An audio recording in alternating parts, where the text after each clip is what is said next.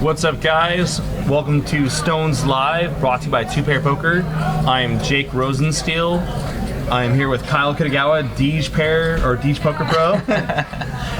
Veronica Brill, she fell off her stripper pole tonight, bruised her ego, and so yeah, you're here with us. We got 5-10 tonight, good game, couple familiar faces, no one really new tonight, but yeah, there will be blood. Kyle, how you doing? Good. Thanks for having me. I'm excited to do this. Very excited. Yeah. Kyle is a professional poker player. You play a lot of limit. Yeah, I do. But you're not limited. No. I'm not limited. No. And yeah, you rep for Deej Poker, and you do some blogging.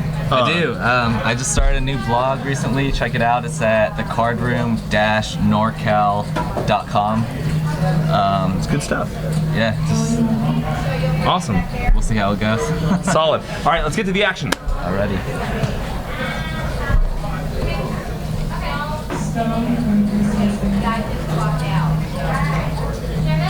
Getting to the action. So, actually, we do have one new player that we've never seen before tonight. A player I know personally, David in seat 1. I played a lot of cards with David, more so over the last year and a half, maybe 2 years. He's a real solid player. He gets around a lot, not in his personal life, just in poker. And I'm really eager to get inside his head, get some insight into his game. We have Azan in seat 2, another local professional player. Real solid player. Kyle G, as Veronica would call him, the honey badger. She loves herself some Kyle G. Kyle G in seat 3. Handsome George in seat 4. He's back at it again. Hopefully he's going to play his draws a little more aggressively than we saw him last time. Uncle Matty in seat 5. Familiar seat 5? He's in the game. Peter in his usual seat 6. Sean is in seat 7. Waiting for a new player to come in here to seat 8. And Rich, the beloved Rich in seat 9. So I've heard some interesting things about Rich, so I'm excited to see how he plays. Rich is a firecracker. Rich will take any 2 cards all the way, put everyone to the test, and make you bleed for it. So Rich is sitting on a pretty deep stack right now. Rich has got just under 5K. So far I don't have a lot of starting stacks for numbers for you guys. I apologize for that. But everyone's fairly deep stacked. No one's sitting really short that I can tell. As usual, the red chips are $5 chips. The greens are $25. The white chips you see, those are $100 chips. And the blues, they don't really play in this game. They're more so for tipping the dealers. Those are our $1 chips here at Stone's Gambling Hall. So getting our action started. I'm rooting for Kyle. You're rooting for Kyle? Yeah. Yeah, Kyle's pretty solid. He's if I had to buy a piece of any one player in the game, it might be Kyle. He doesn't seem to make a lot of egregious mistakes. He doesn't seem to get over ambitious. He just plays pretty solid poker. And as right as I say, about me or that Kyle? much Kyle, right? Right as I say he doesn't get over ambitious, he raises with a 10-3 suited from the button and flops himself a whole lot of 2-pair. See, that's why I'm rooting for him. That's why you're rooting for him, yeah. Easy to root for the guys with the best hand, right? Yeah, or the same name as you. Or the same name. So there's another look at players' stack sizes. It shows Danny in seat 1. That's actually David. That's actually David. We did have Danny earlier, was in the game in seat 1. He picked up. I can't see David's chip stack, but that is David in seat 1. Mike's our dealer. Mike, one of the only players in the room with people in the room with a better beard than me. Not jealous at all. He's pitching for us right now. Getting a good look at Rich there. Rich has been in everything. Rich has played in our 10.25 game. He's played in our 5-5, 5-10. Rich loves to mix it up. So he's going to start our action. He's going to raise up to 60 with ace-queen suited. Looks like Sean actually limped under the gun with 10s first. Limping with 10s. Yeah. Under the gun, what's your thoughts there? I probably would have opened, but we'll see how this works out. Also, now, I wonder if the straddle's on in this game, so that would make a lot more sense to me. if the straddle is actually going on here, because even, I mean, anyone I don't see really just limping tens. Ace deuce 5 is our flop, couple of diamonds. Sean's got a diamond. He's gonna need a lot more of them though. He's gonna check over Rich, and Rich bets, it looks like 105, and Sean lets it go pretty quick. Rich shows him the ace, and he takes down the pot. So, if I was a speculator, I would be led to believe that Sean actually had a straddle on the game, which would maybe also explain the large raise from Rich. I mean, raising 6x. That's true. That's true. Maybe the graphics were a little bit off because it did say Colton. I don't know. So that's what we've in the game when a player straddles, it won't actually like pop on the graphic of a player straddle. Okay. It'll show up that they call. Learning new stuff. Learning, yeah, everything here. Everything. So let me ask you this. So we just saw like I'm assuming that Sean straddled in that hand, and Rich opened to 6x. What are your thoughts about like raise sizing? When pre-flop, I mean, do you vary your raise size based on hand strength, position? What do you do, Kyle? Based on the reputation that I think Rich has here, where he's kind of an active player, I don't really want to inflate the pot too much pre-flop out of position against him, so I probably would just call it with tens. I think it's an okay play. So I got a good feeling the straddle's on him, because here we see Rich under the gun. It showed that he had just called for 10. We see 20 in the pot. So yeah, there's a $20 straddle on right now. So yeah, it's 5, 10, $20 straddle. It looks like going on right now. And Handsome George made it 60 to go with Ace King. Rich defends the straddle with King Jack suited. He's dominated, but he doesn't care. Yep. And if I'm Handsome George, I'd definitely be c-betting here, which it appears he does. It's a pretty dry flop, and it's gonna work out. Queen 5-6, very dry flop. Heads up, you got to be c-betting, if not 100% of the time, close to pretty much in that spot. Pretty much, yeah. It's never 100%, but it's close enough. Yeah. Got a familiar face in the chat box. I see Chris Hinchcliffe. Are you kidding me on Twitter? What's up, Chris? Chris is one of our local players. Plays more tournaments than just cash. He's a very good tournament player. Very good tournament player. One of his more famous cashes came finishing second to Daniel Negreanu for a bracelet in 2004. He's had some other pretty impressive cashes. Yeah, yes he has. So. Yeah, that wasn't even his biggest cash in 2004. Imagine that, like finishing second for a bracelet. And that wasn't even your biggest score of the year, right? I want to say his biggest score is at least 300, 400, 600. 600. Okay, Yeah. I was way off. Yeah. Samsonite, way off. He's a really nice guy too. Great guy. Great to have in the community.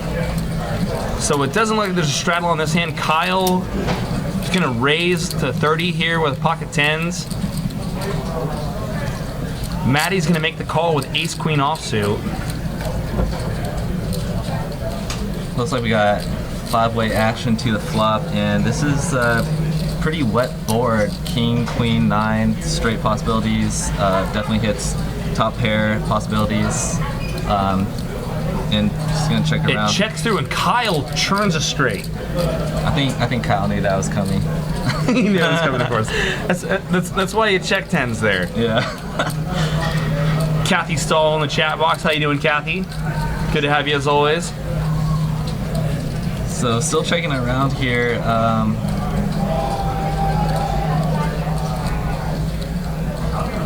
Kyle's gonna have to put in some type of value bet here. 160 in the pot. No one's really putting any kind of money in the pot there. Where do you lean kind of smaller in your value bet size to try to get a call out of a weak hand, or are you leaning bigger, trying to make it look bluffy? What do you think you're doing there, Kyle? Yeah, when you're betting into 4 other players, it does show strength. So Kyle bets 125. I don't know. It's a pretty wet board. There's a good chance that someone has at least a king or a queen and might look you up, maybe even 2 pair there. So right? Yeah, I actually might have bet the turn as well, just because the board's so wet. Sean's thinking about it. He's a little bit suspicious.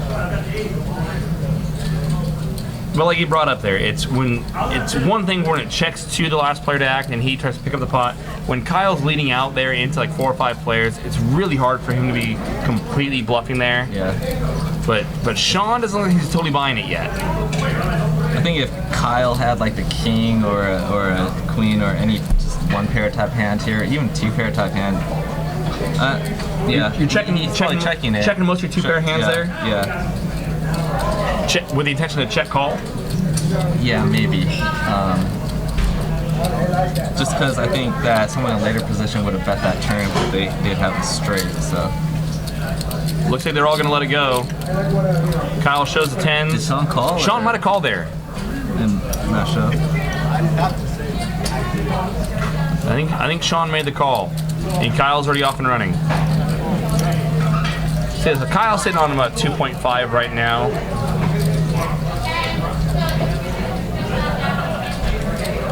Elder 8 makes a comment like no value whatsoever. I think, well, like I said, like Kyle was, or this Kyle was making the comment of with that wet of a board, you don't always expect someone to have something. So I think Kyle, being in an early position there, was more so expecting someone else to do some of the legwork there for him. Unfortunately for him, it just never came to fruition.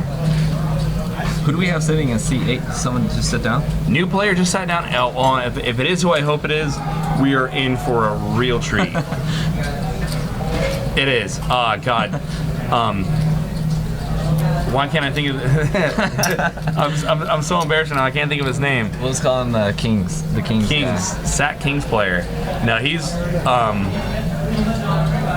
been mixed up in our 10 and a quarter games, some of our bigger 5-10 games. He has really put a dent in some players' pocketbooks around here. He's played some really big pots. He's a great guy to play with, and So we're still having some issues picking up some of the cards here, it appears. But fortunately, we don't have to get too involved in this hand as Matty falls on the flop. Nate? I want to say it's Nate. I think it is Nate. I think it's Nate. Nate and played with him C8 a few times.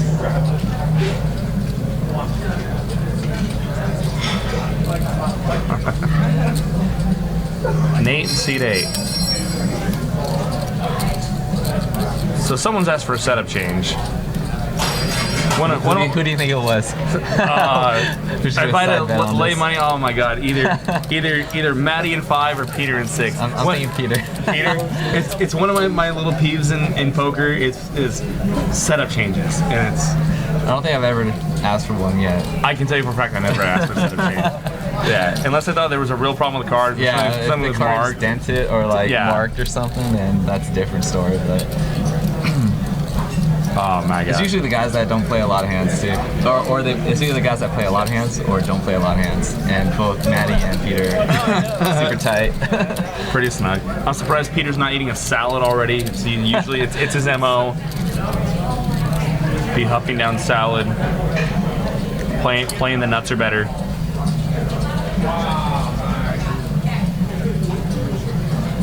So yeah, there's So it does look like, did Matty, or is Kyle sitting out? It looks like Kyle's sitting out. Never mind. I thought there was a straddle, but there's one of those sayings I've seen, I think it's a shirt. It's like you're never more than a seat change or a setup change away from being a good player. It's just one of those things. I don't know. David in his usual posture. I couldn't tell you how many times I've seen that super stoic, emotionless, reactionless posture from David there in seat 1. He doesn't move. You don't get a lot of reads on him. Every motion, every bet, every check, everything's all the same. The nuts to nothing. It's across the board. Really hard to get a read on, and he plays really, really solid poker. all right, we got some action here from Nate. David makes a point to go. 9-8 off. Or 50 to go, I'm sorry. David's got ace-9 suited. He's got Nate dominated right now. I think. But Nate flopped all the help he needed. Wow, We should have action they both here. have big draws. That's Wow. Nate's got an them. open-ended straight draw. Fires out 50 into David, who's flopped himself the nut flush draw. I expect to see a little raise here. Just calls. Just a call. Both players turn a pair.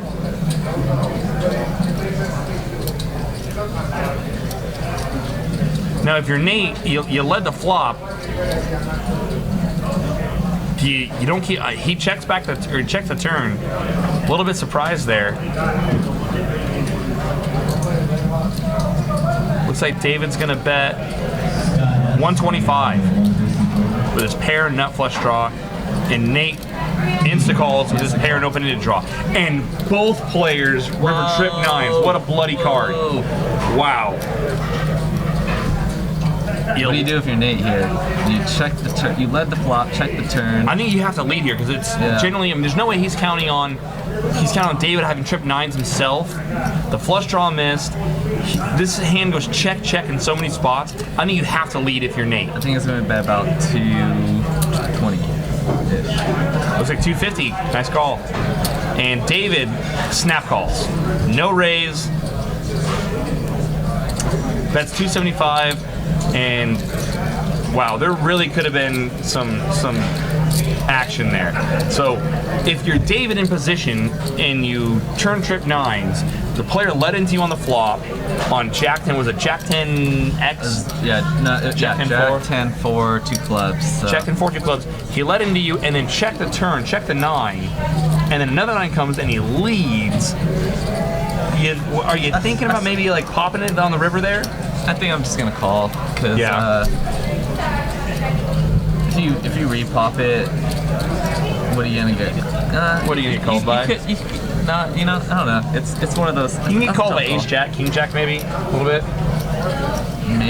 Maybe. I don't know. I just like the call there. The only part that I don't know how much David and Nate have played together, but like we've seen Nate play really aggressively in a lot of spots, and maybe part of David's considerations there were he didn't want to reopen himself up to a bluff. Yeah. And he's probably figuring he's only going to get called by better.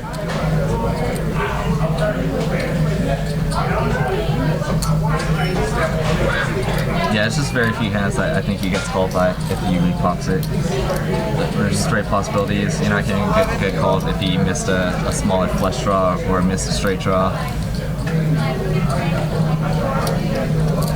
Nate's going to raise it up here to 30 with Ace-10 offsuit. Handsome George, his words, not mine, makes a call, 7-8 off. 4-6-8. Not a bad flop for Handsome George. Got top pair inside straight draw. Who raised this pre-flop? Nate made it 30 to go pre. 3 of diamonds is pretty harmless here for George. He's going to come out with his 8s, bet 50. I like it. That was a pretty dry flop for Nate. I'm surprised he didn't c-bet after betting pre-flop.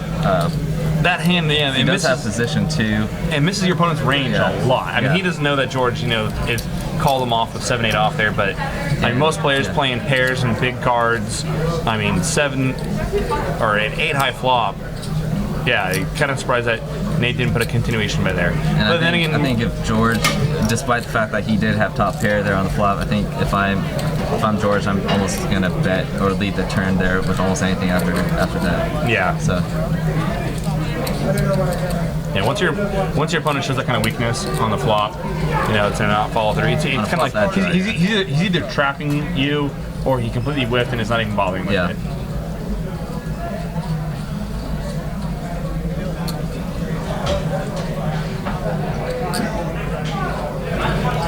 So we saw Azan play 5-10 with us. He was in I think Azan was in one of our 10 1/4 games, and Azan has been so card dead on the stream.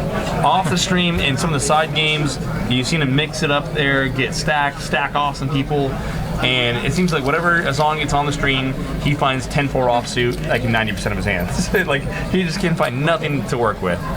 Sometimes it's better though. Sometimes it is better.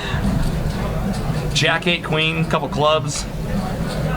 I actually played some limit hold'em with Azan. Azan plays limit? No, not really, but he, that's the best. He was playing it for a while. I kind of got him into it when we had the 8-16 game going here, and he did pretty well. Yeah. Now, you're a player. Peter's turned trip 8s, by the way. Nice. Can't see what Nate has, but Peter's got the best of it for sure right now. Mostly for sure. There are a lot of draws out there too, there are draws. So this is definitely a good spot to bet for value. So Peter made it 150 to go. And Nate's not. Raise? Is that a? That might be. Those look like 3 white chips. Nate's playing back at him. Oh god, if Nate's got the 9-10 here, Peter's probably ready to puke. Peter's probably in check call mode here.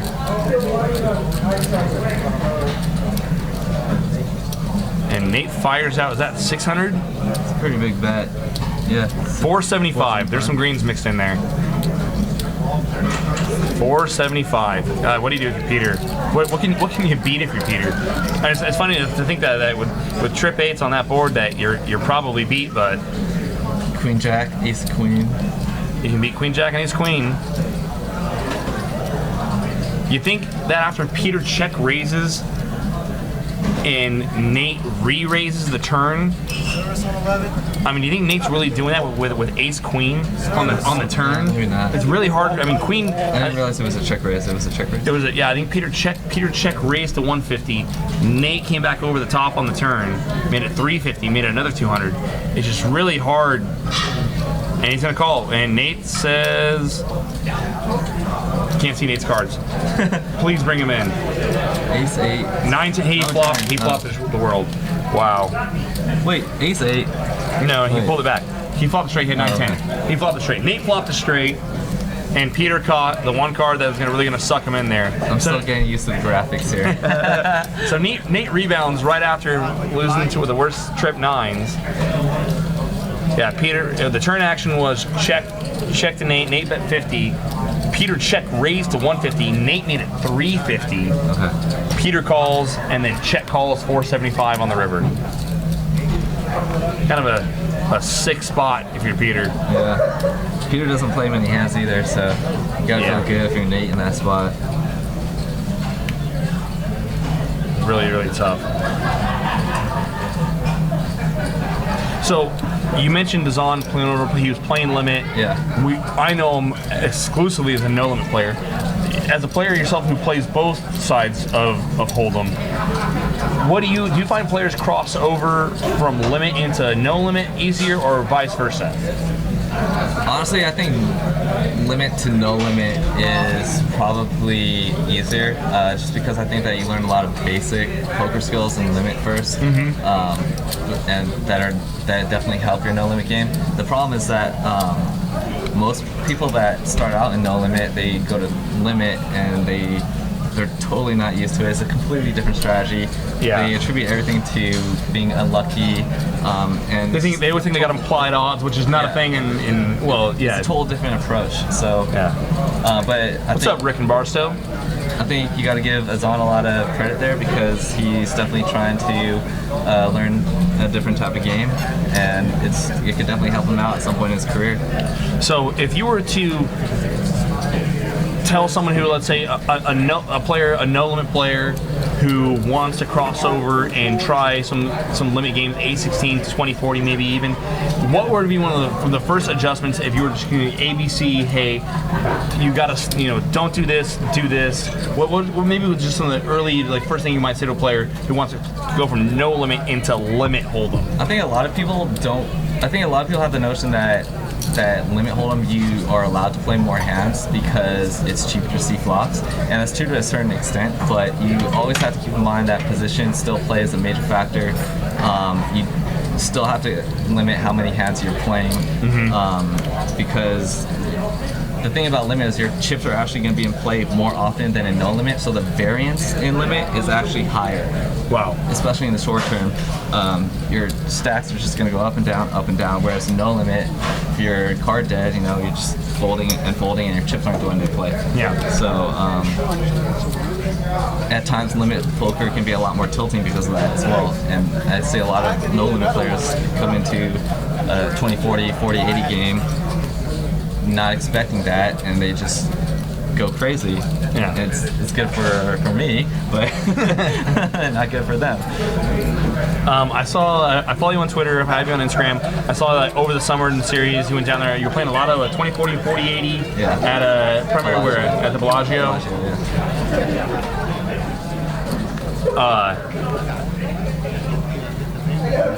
limit hold'em here, the Sacramento area. We don't get games that big, so mostly you're playing no limit here, right? Yeah, in Sacramento it's mostly no limit. We tried to get an 8-16 game going here. It was going for a while.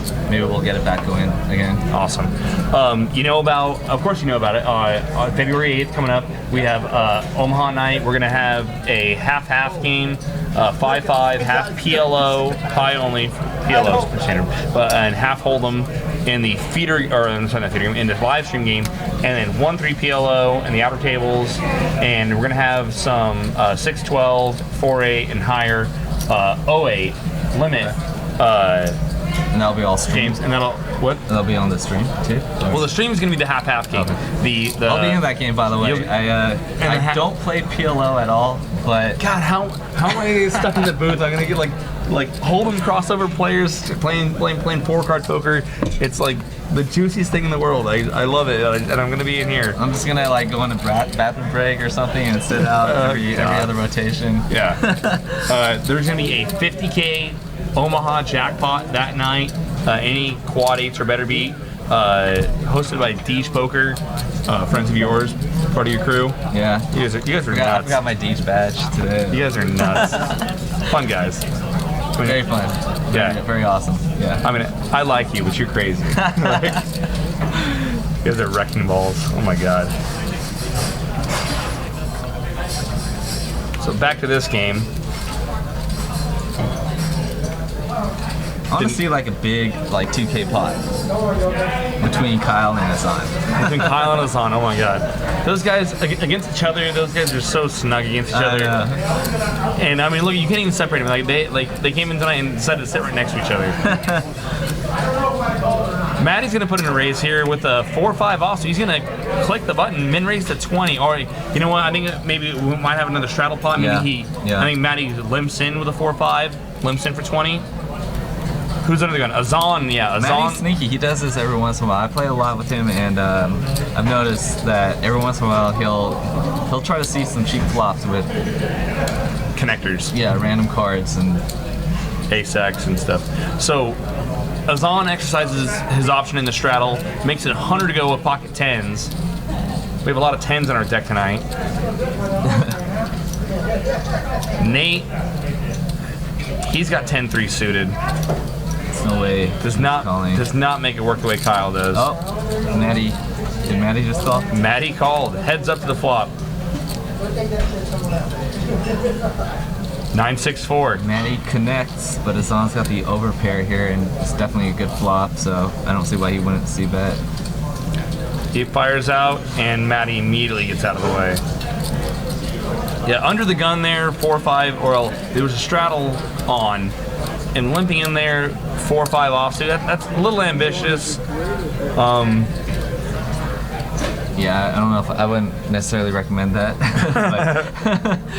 But he's got options. Like I said, Maddie's got that image of being a tighter player, and every once in a while he'll sneak in with a weird hand like that, and he'll connect, and you just never see it coming. I believe I paid him off a couple of times because of that. So. A little dealer change here. And Peter's eating salad. And now we know what's going on. Was there an over/under on what time he eats the salad?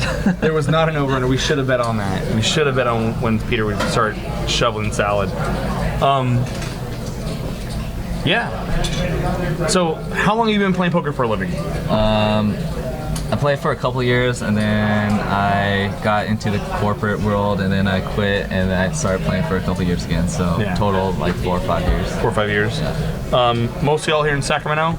No, I started in the Bay Area actually. Really? I played a lot at the Oaks Card Club in Emeryville. Yeah. So around when Black Friday happened, I was living in the Bay Area. Why did you bring that up? No, I know.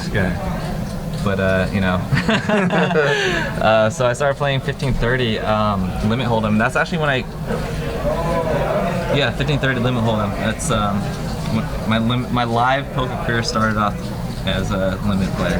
Limit player. Yeah. 1530. Yeah. They had a pretty good game there. I don't know about nowadays.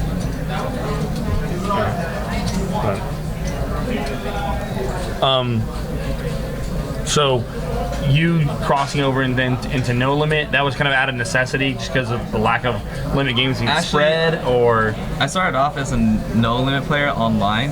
Yeah. And after I read Super System 2, Jennifer Harmon wrote a really good chapter in that book on Limit Hold'em. And for whatever reason, I think I was just running bad online in No Limit. I was a pretty bad player as it is back then anyways, and I read that chapter and made some good points. I realized that there's a lot of strategy involved in Limit. Before that, I was like every other No Limit player, just thought it was based on luck. I didn't think you could bluff people, but you can bluff people in Limit. You can bluff people in Limit. Yeah. Yes, you can. You just gotta know how to set it up, you know? Sometimes you can almost even bluff people more because people are just because it's only one more bet. Yeah. People always kind of generally associate like if he's betting, he's got to have it or has something. Yeah. And people, I think what I found people in Limit, I don't want to say it's easier to bluff, but there's definitely like when you're betting, it's more believable to assume that opponent has it or has something. And you can get away with some pretty dirty moves in Limit. I won almost a 2K pot at Bellagio this summer in the 40-80 game. I missed my flush. I had a straight flush draw. I missed it on the river. We're still three-handed on the river. I think it was 7 high on the flop, and the river came out to 7, and I was first to act, and I decided to just lead here. The pot was so huge. The great thing about Limit is I only had to bet 80 there to try and steal it, and both players go in the tank, look disgusted, and they muck it. So that's gross. It's crazy because in No Limit, you're automatically calling 80 there into like a $1,800 pot. Right. Yeah. Back to the action here. Peter's got pocket threes. He takes down the pot. Somehow someone found themselves in a hand with 9-4 suited. Not that we're judging here.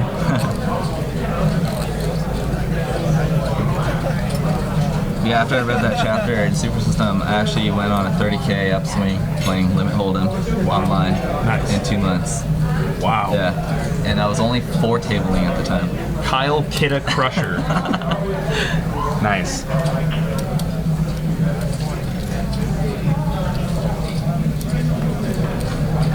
Can't see if there's a straddle on this hand. Azan's got the button.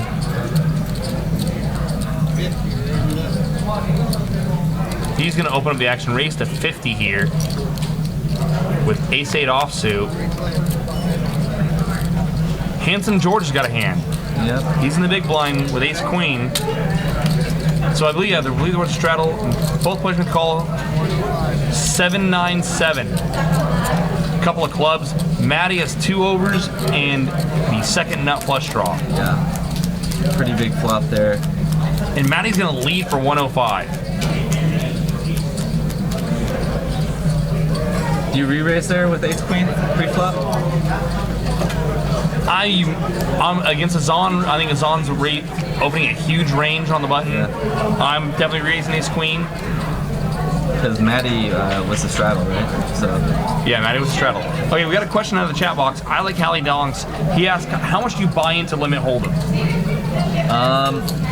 I like to buy in for about 30 to 40 big bets. 30 to 40 big bets. So in a 20-40 game, that would be between 1,200 and 1,600. 40-80, that would be like 3,200 to, or 2,400. Yeah. Can get some pretty big games playing Limit. The main thing is that in Limit, you really have to bet for value a lot more. Well, I mean, I tell you about, you're always betting for value, no matter what game you're playing. But it just matters so much in Limit. For example, stealing the blinds in Limit is so crucial to No Limit, because in Limit Hold'em, you're really kind of looking to make one big bet per hour. Whereas like No Limit, you're trying to make X amount of blinds per hour. Yeah, exactly. 9, 10, And so takes an hour. Yeah, so in Limit Hold'em, if you're playing with a short stack, and all of a sudden you end up with like a monster hand. For example, this one time I was playing a 15-30 game, and the thing about most Limit games is that if the game is heads up, there's no cap.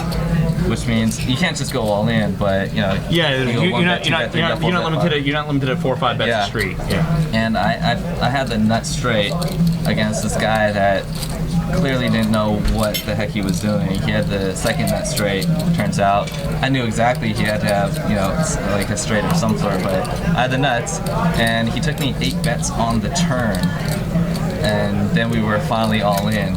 So if I was playing with a short stack in that case, I would not have extracted it as much value there. Yeah. Yeah. And so that's why it's crucial. That's why you always see limit players with racks of chips on the tables. Yeah. If you do end up in one of those weird spots where second nuts versus the nuts, You really want to get your value out of the hand. yeah. Yeah.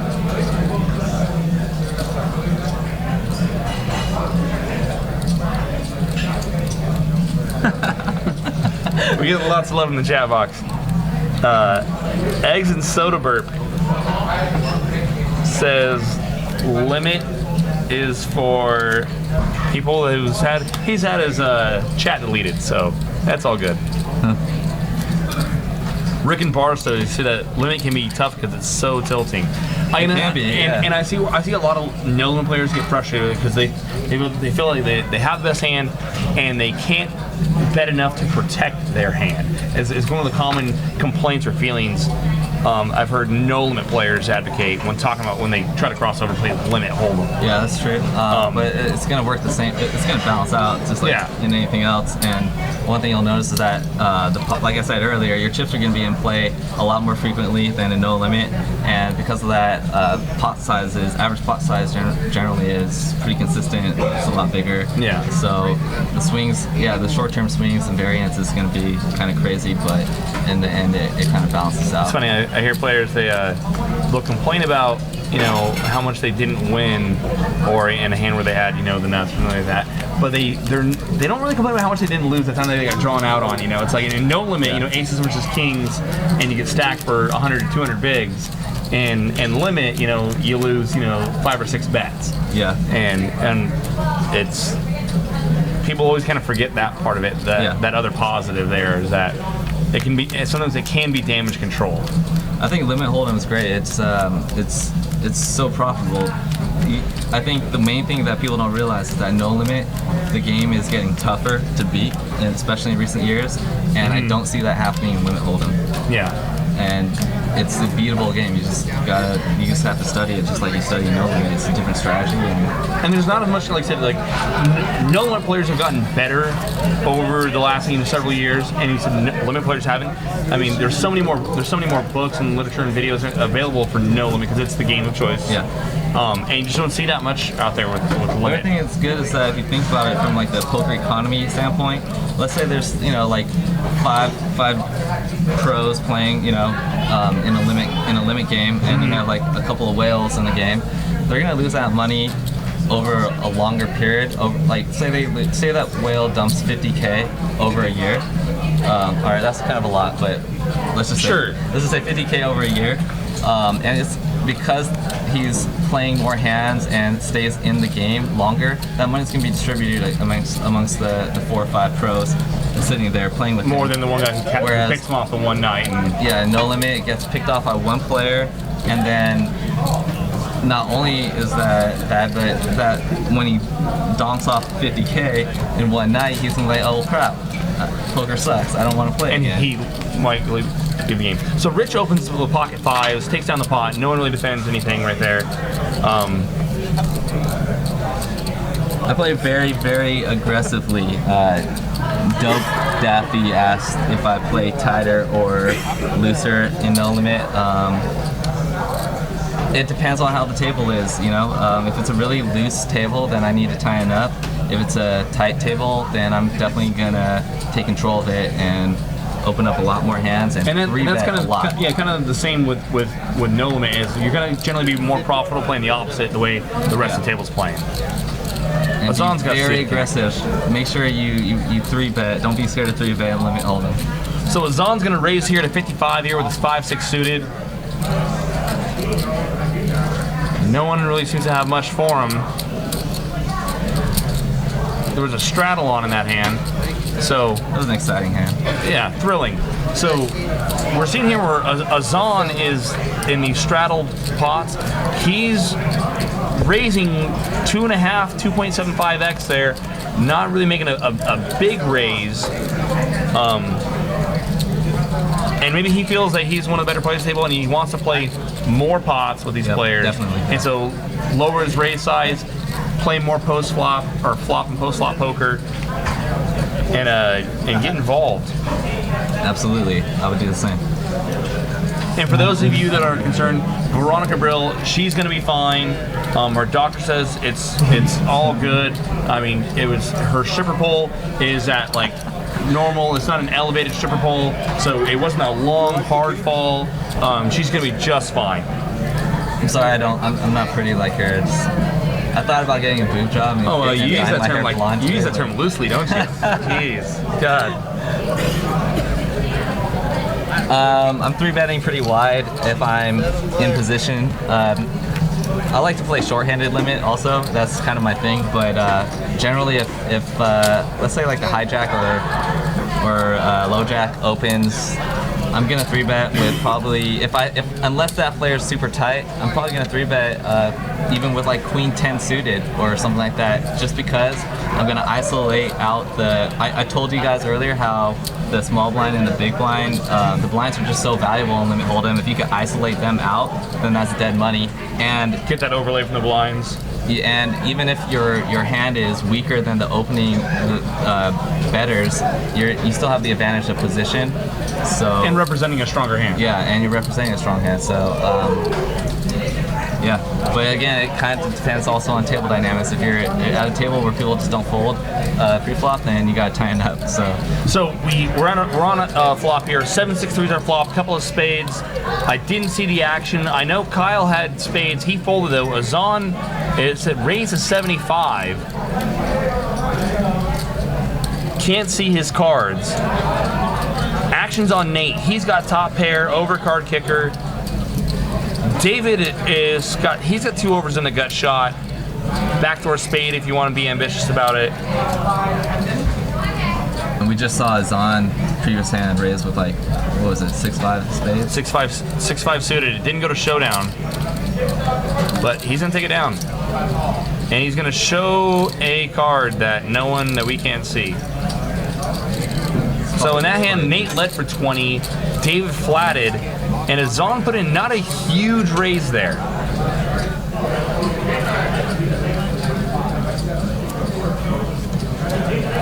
So flop to nuts says limit Omaha high sucks. What do you play limit Omaha high only? I've never played limit high only. I've never played high only. Omaha high sucks. Yeah, I don't know. Like in my experience, Omaha is 08s.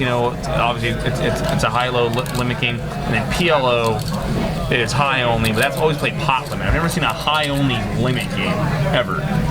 I've seen it. I'm trying to think. I've seen it spread no limit online, but generally like high only Omaha is generally played pot limit, and then of course if you really like the party, then you play high-low PLO 8. She's on her way to recovery right now. We're hoping to have her back, or you guys probably hoping to have her back on Monday. I really don't care, but.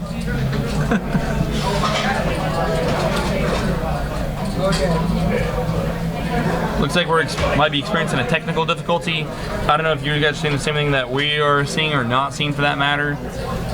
Gonna get that worked out. Looks like we're coming back live here. We're back. There we go. So Kyle's under the gun +1. He's got a suited ace. Just gonna squeeze it out here, and does not like the suited ace in early position. And that's going to show where, I mean, the difference between a player who plays for a living and an amateur player. Kyle really believes in position, and a suited ace. You see a lot of amateurs will play that in early position, and Kyle just wants nothing to do with it.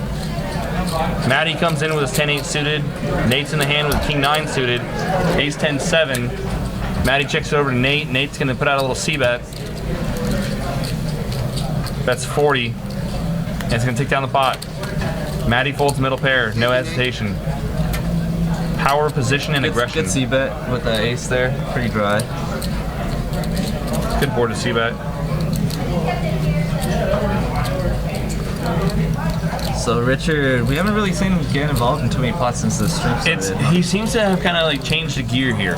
We've seen Richard in a couple other streams where he plays a huge range, is really kind of hyper aggressive, and tonight we haven't seen him really get mixed up in much. He hasn't had a whole lot of cards to work with, so to speak, but it really hasn't stopped him in the past. I wonder if he's kind of maybe trying to exploit some of his image here and make players think that he's playing loose and crazy, and then just was kind of waiting for a nut or near nut hand, and hope that players haven't taken note that he hasn't really been playing anything tonight. You know,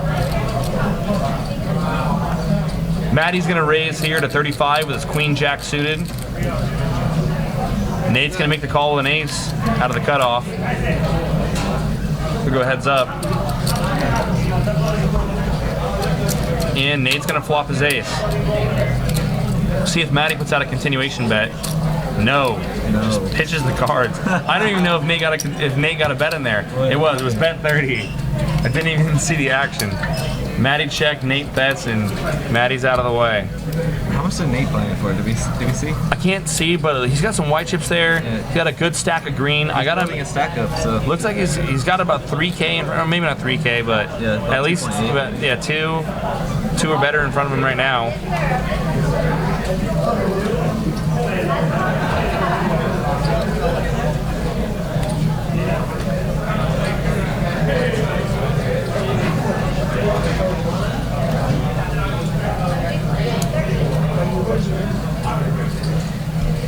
Don't see if there's a straddle on in this hand. No. Looks like Kyle's just in the big blind. Folds over to Nate. We've seen him like any ace. Nate's gonna limp in. Maddie limped in as well. Maddie limped in again with his 4-5 offsuit. Nate came in with his ace-7, and David makes it 50 to go off the button.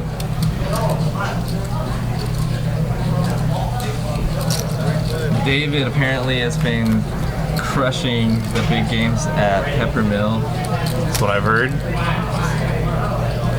Be interesting to see him play tonight. And his range here is going to be pretty wide. It's a pretty safe flop here. I definitely would expect him to make a continuation bet, even though it's three-handed. Now Nate leads into him with his pair of 7s. And I guess that's gonna. It's gonna work. It's gonna work. So, without giving away too much strategy here, like I know what I do in that spot. Like when a player, as we call, I'm not calling Nate a donk bet, but like donk bet. That's what the term we use when a player leads into the razor.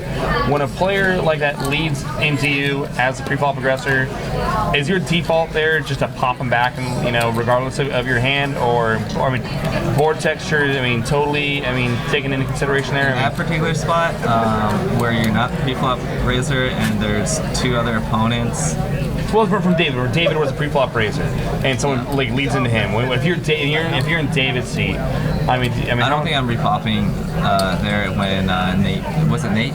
Nate led for 50 on 997. Yeah, and leading 50 there into two other players when you're not the pre-flop aggressor on a board like that. He probably has something. You never consider like just raising there, like continue to represent the overpair kind of thing? Nothing? Keep the story up? Nothing? Maybe heads up? Maybe heads up? All right, we should play more poker together. No. Yeah. I'm just going to donk bet into you all day. I'm going to force you to flop a pair. There are definitely times, though, when I think that a raise there would be appropriate, though. Yeah. It's just...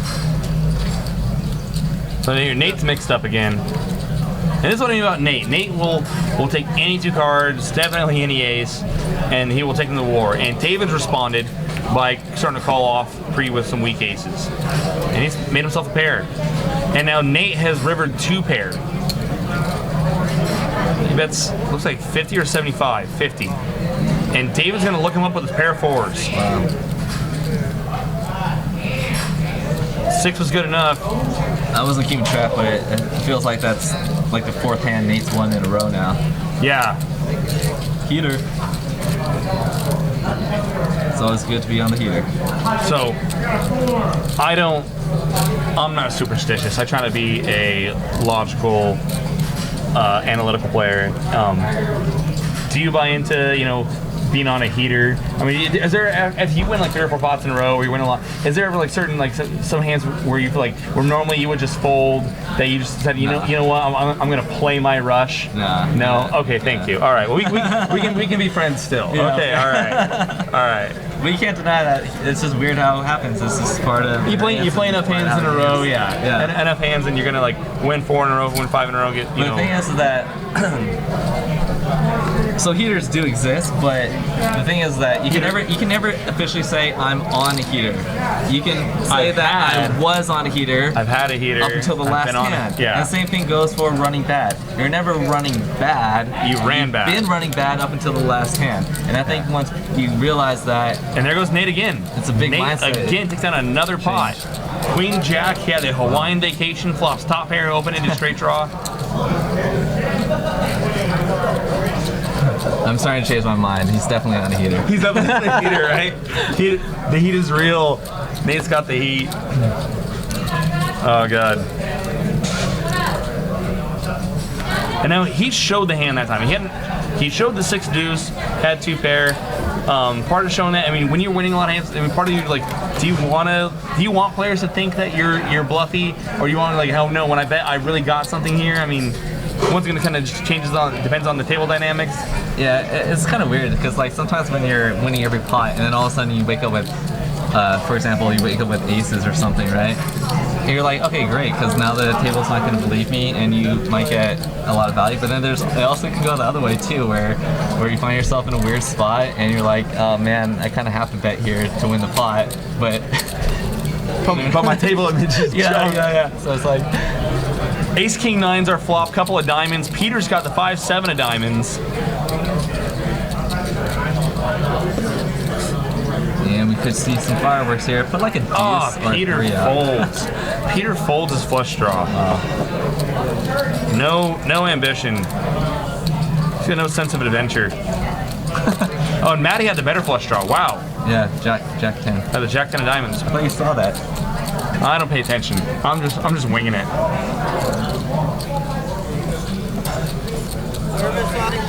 Egg Soda Burp says he was on an 8-month heater for 100K. Well, then what are you doing at home? Why aren't you here? Get in the game. Heaters are nice. There's no denying it. I've pretended to be on a couple heaters before, and just bludgeoning chips. It works every time to the last time, right? Yeah. So Nate opens up under the gun here. I don't know if that's an open or that's a straddle. I didn't see if he looked or not.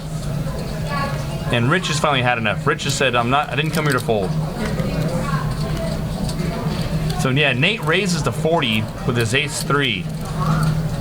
And Richard's gonna re-pop it to 150. And we have no idea what his cards are. Super secret cards. And Nate, ace junked is just. Now here's the situation. He's been on a heater. He's been on a heater. Let's find out how what his approach is. Is he gonna play any 2 cards? Love to do nothing more than to crack someone's kings here with his raggedy ace. And Richard could just be saying to himself, like we said, look, this guy's been winning every pot. Can you possibly have a hand every single time? I have position on him. I'm just gonna pop it up. You never know. And we never will know and Rich is there. We'll just assume he had like pocket 2s. Yeah, ducks are the nuts.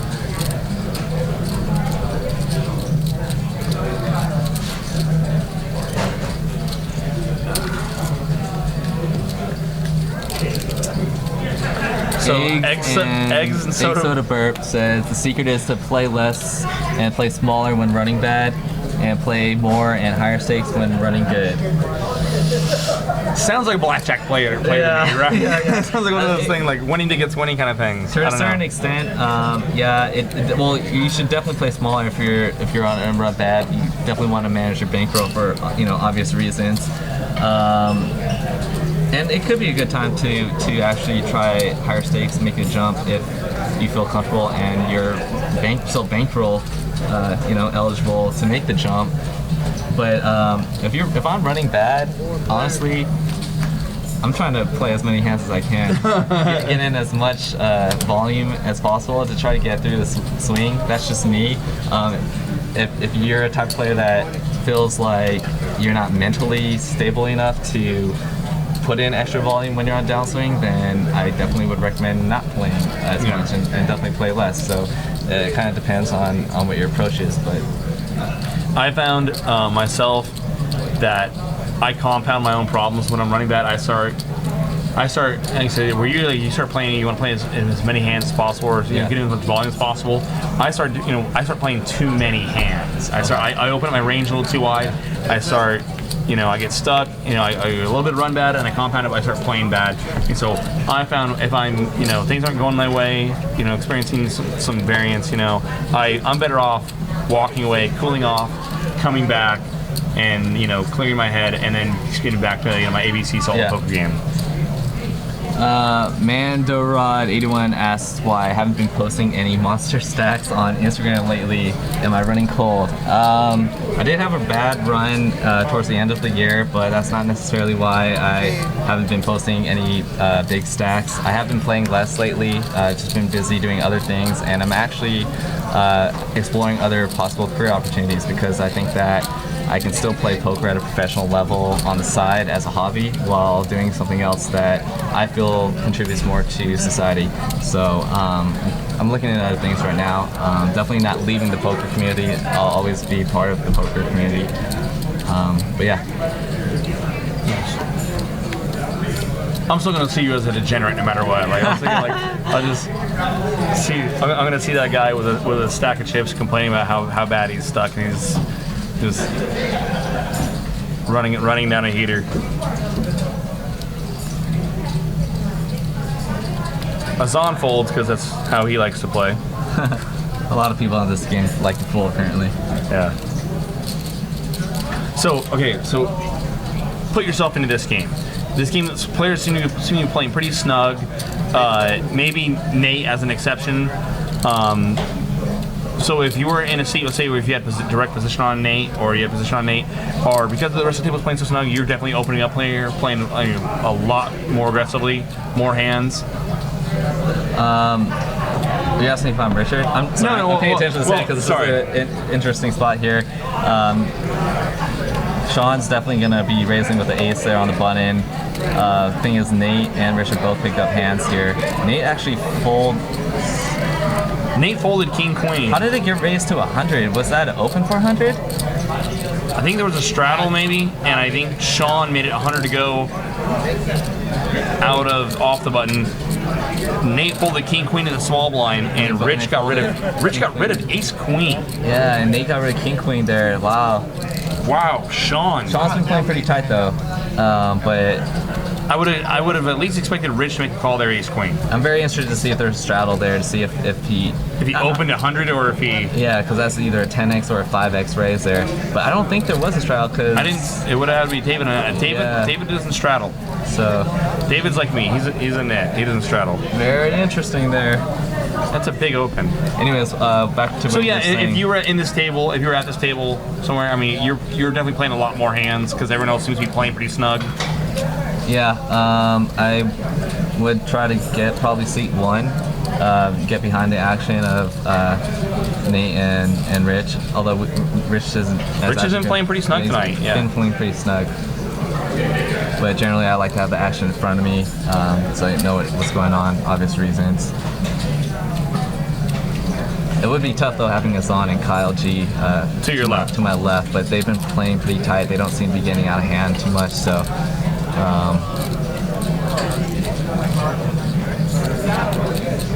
Looks like Nate's about to play another hand with Richard here. So Nate limped the button here, something I'm never a fan of in an unopened pot. I mean, you kind of like, you fold or you raise there, and Rich made it 55 to go out of the small blind. Nate has flopped himself a nut flush draw with his ace-8 of spades. Can't see what Richard has still. He's gonna c-bet it out. Nate makes a quick call. And Nate turns the nuts and adds a straight flush draw to go with it, as if it wasn't enough.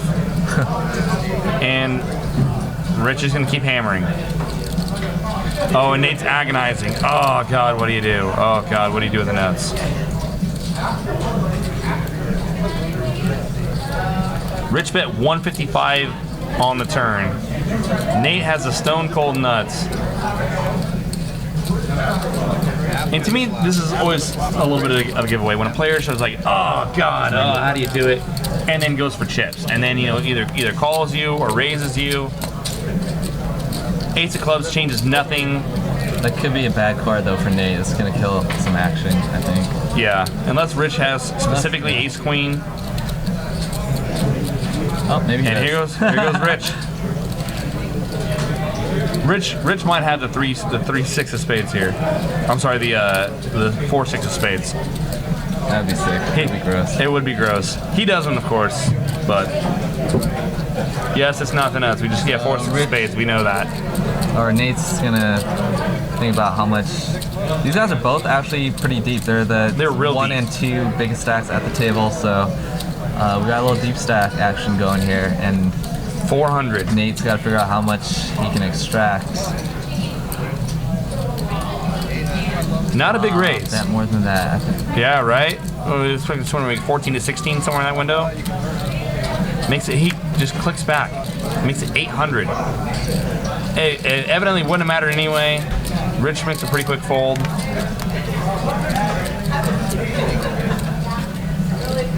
What do you think about the min raise there? I hate it. I hate the min raise. It's like, I just think they're so obvious. yeah, right? It's like,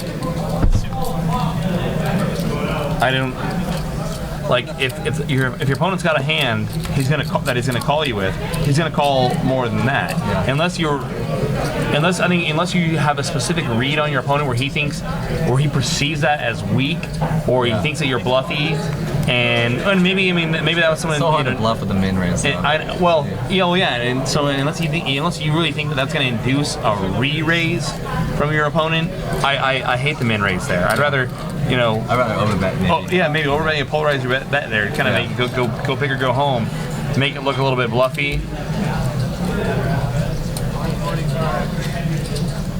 Yeah. Oh wow. So Poker Bum is Rich. Rich is in the chat box with us. Oh, really? Rich said he had a small flush and didn't like the min raise. Wow. That's what we're talking about. See, I think an overbet there would have potentially worked out great. It makes it super polarizing, and yeah.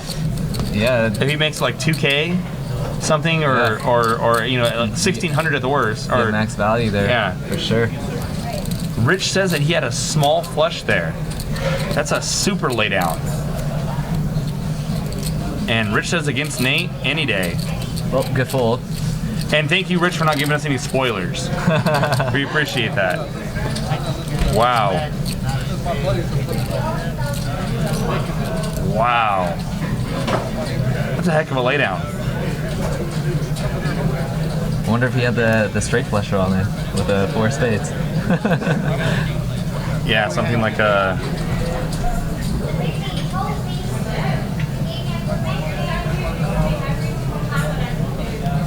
So,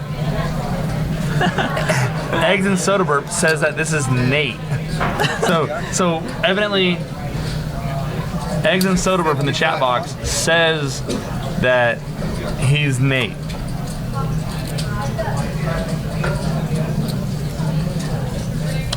I don't know if I buy it. I don't know. I don't trust Eggs and Soda Burp.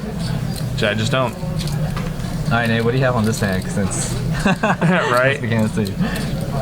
Rich makes it 55 to go with his pocket 10s. Kyle calls 45 with his 7s. Here we go. And Nate's in the hand as well. I love it. Queen 4-8.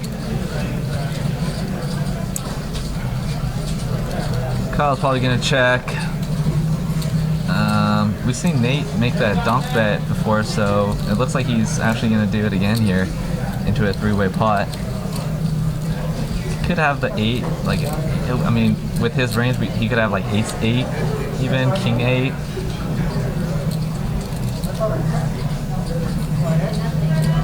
So Eggs and Soderbergh clarifies here that his name is Nate, but he's at his mom's basement.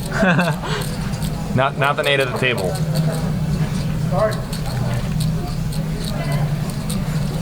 So Rich makes it 2 1/4.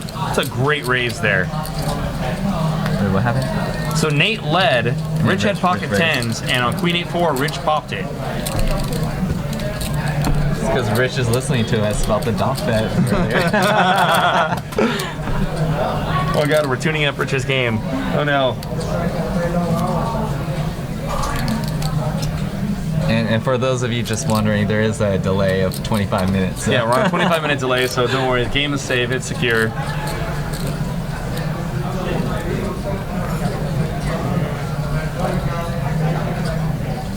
All right, so Maddie, I'm assuming that's a straddle, or He's under the gun. I don't think Maddie's got a straddle on here. still limp. Oh, or never mind, it's a fold. Yeah. So it's gonna fold over to Nate.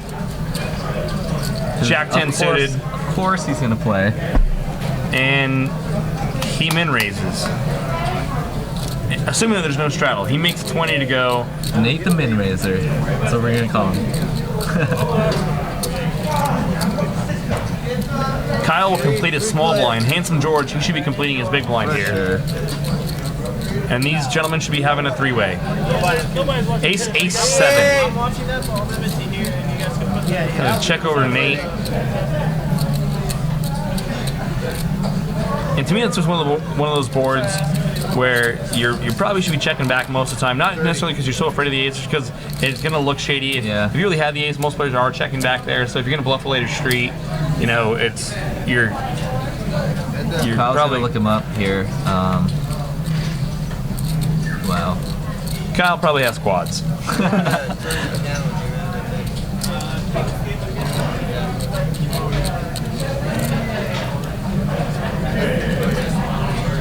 Kyle's got quads or a club draw.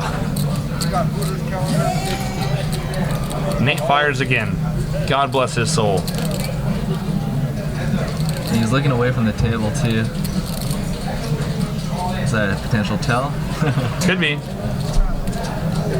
Now I found players oftentimes that pretend to be disinterested in the game are oftentimes really, really strong there. Yeah. So, That's maybe what Mike Cairo says in his book too. yes, he does.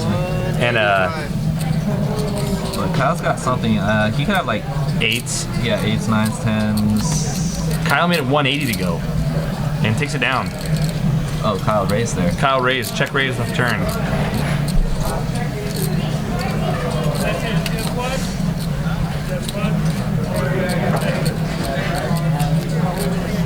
Yes, Eggs and Soderbergh, that is true.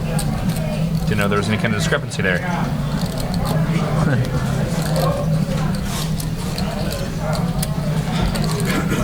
So yeah, we didn't get to see Kyle's cards there, but He could make that play honestly with a lot of hands too. He doesn't even have to have a pair, I think. no. Kyle's capable of making that play. Yeah. Especially against someone that's playing a very wide range right now. Yeah, and when you're Kyle and you have a reputation to be playing a tighter range. Peter's going to raise that up here to 40. Sean's going to call right behind him with ace-jack offsuit. Azan is card dead because he's on the stream. And Uncle Matty is going to come out with the queen deuce suited. See a flop as well. 7, 6, 8, couple of clubs. As far as we can see, no one's got much of anything here. Peter was a pre-flop aggressor. Let's see what Peter does here. He checked over to Sean, and Sean fires out with his ace-jack. Peter checks. And full fold, and Sean's ace-jack is good. 2 overcards and a lot of aggression. Yep. Especially against a player like Pete, whose range is so polarized when he checks after that flop. Yeah. I think He's got mostly nothing most of the time. yeah.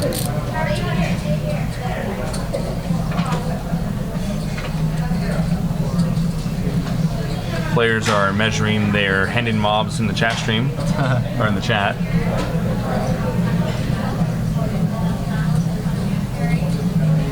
So yeah, Kyle, we've had you here a couple times. You've never actually been in, I think, played in the stream itself, but you've been in some of the side games. Yeah.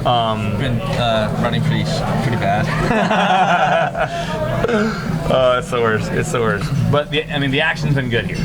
Yeah, it has been for the most part. Yeah. Yeah, definitely. it's been real good. This is definitely an awesome experience that we have here in Northern California, and definitely encourage a lot of players to come out here and check it out. And the food's great here too. Oh yeah, absolutely. It's a great environment. And I like how the poker room is also cut off from the gaming room and everything too. So it's No smoke. no smoke. It's just a really nice card room. Yeah. If you guys have time, it's on the way to Tahoe or Reno. So if you guys are going up there, it's Or if you're coming from the other way, it's on your way to the Bay. I mean, it's it's for those of you who haven't played here, you really are missing out. Nate's gonna min raise again. He's gonna make it 20 to go with ace-8 suited. Where's Nate? Oh, ace-8. Under the gun +1. Azan makes a call with 4-5 of clubs. Peter calls with his queen-10, and Azan's open-ended with backdoor clubs. No one else caught much of anything.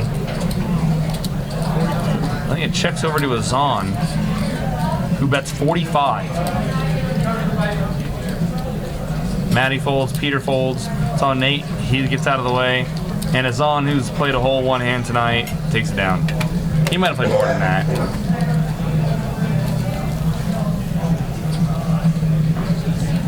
Not much movement as far as the chip counts go tonight. It's been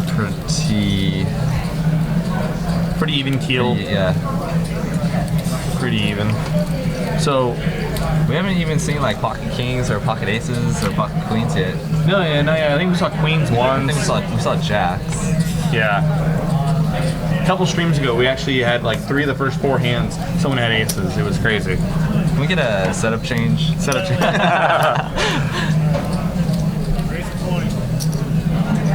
I'm a little bit disappointed that Veronica has not been in the chat box trolling us tonight. What's up, Wabrai? She's probably polishing that pole of hers. Polishing. Absolutely. So Nate, who's under the gun, I don't know if that's a straddle or not. I think it is. I think it's a $20 straddle from Nate with a queen deuce, and Rich makes it 60 to go right behind him with a Hawaiian Vacations, we like to call it, queen jack offsuit. And Handsome George is just going to call with ace king. Peter's going to make the call as well as pocket 3s.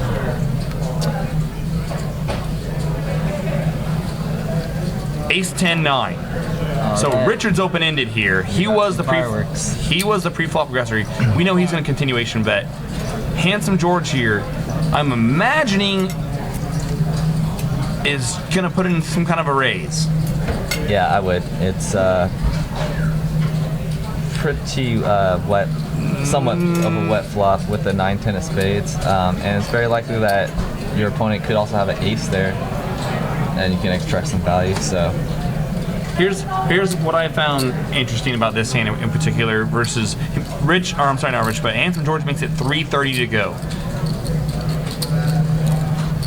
Rich is gonna make the call. 7 of diamonds. Doesn't change anything.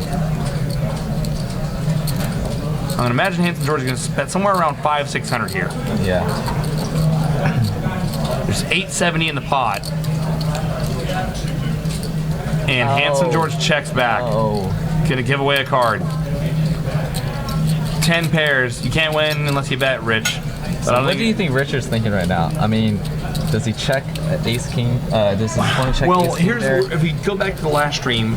Handsome George was a player, or 2 streams ago. Handsome George is a player who did not raise with his open-ended straight flush draw, and so I gotta imagine that Rich is aware of that and knows that Rich isn't raising him with many flush draws and or straight draws on the flop. He's got to have 2 pair or better, or ace king is his worst hand there, I think, for raising the flop. And so there's really not a whole lot that Rich can do there when he doesn't get there. At that point, Richard's just got to be, unfortunately, probably be content to just to just check fold there. If he really, I guess he could try to rep a 10 and really barrel hard. Yeah.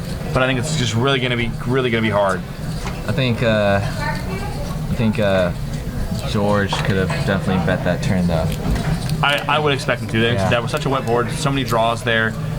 And if your opponent's got an ace, He's calling. He's calling. Yeah, I think too, so he's got to have something there. If your opponent's got a draw, you're letting him get there for cheap potentially. And if you got a better hand, you're losing value probably. Yeah. I'm really surprised to see Rich check back that turn. Kyle's got pocket jacks. He's gonna make it 50 to go. Rich calls with king queen offsuit. We'll go heads up. Pretty good flop for Kyle. Great flop for Kyle.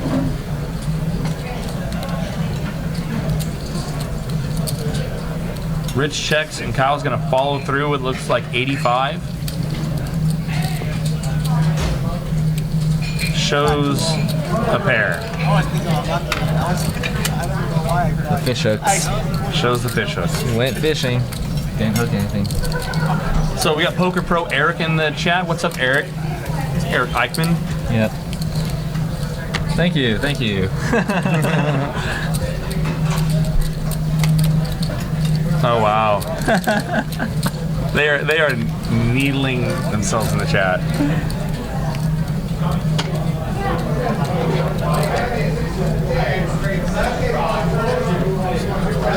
For those of you who aren't familiar, Eric Eichmann was our player in our 5-5 game who taught a clinic on extracting the minimum with aces. Sorry, Eric, I had to do it, brother. How much did he charge for that class? It had to have been the minimum, right? It had to be the minimum.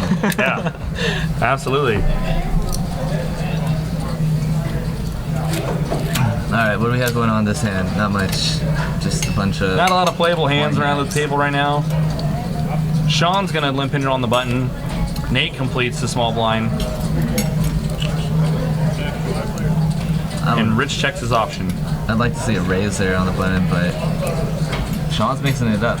We saw him put in a monster raise when he raised with ace deuce off earlier, remember? That's right. And this time he elects to just call it, so. We can't see Richard's cards. Jack 10 is our flop. He bets 50. It's a little bit bigger than a pot-sized bet.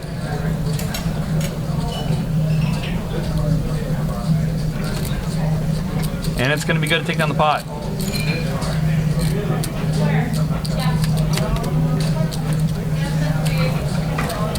Whoa.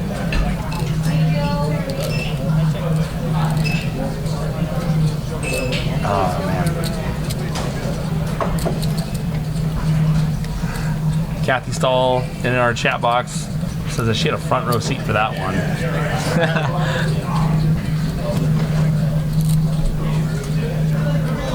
No straddle in this hand. I believe Rich is on the button.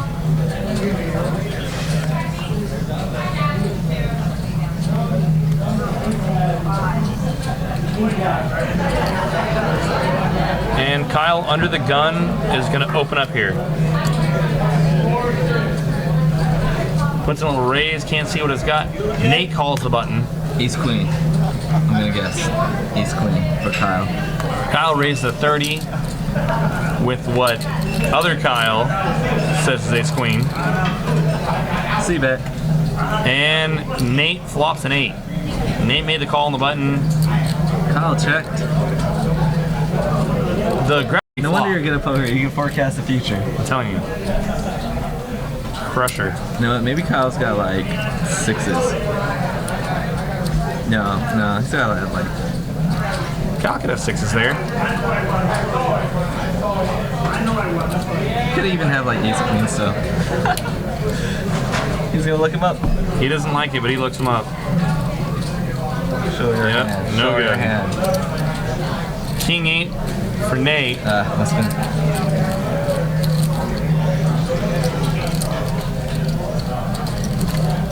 That's the second time now we've seen Kyle play a pop with Nate, and I'm wondering if he's just trying to look him up because Nate's trying to take over the table. Nate's playing so many hands.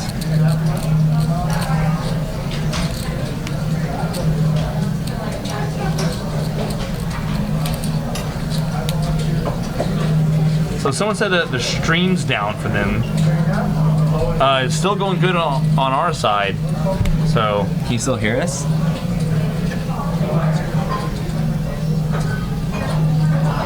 back to the action here. Somehow Kyle's under the gun again. I'm sure he loves that. Yeah. Peter never found 2 cards he didn't enjoy folding.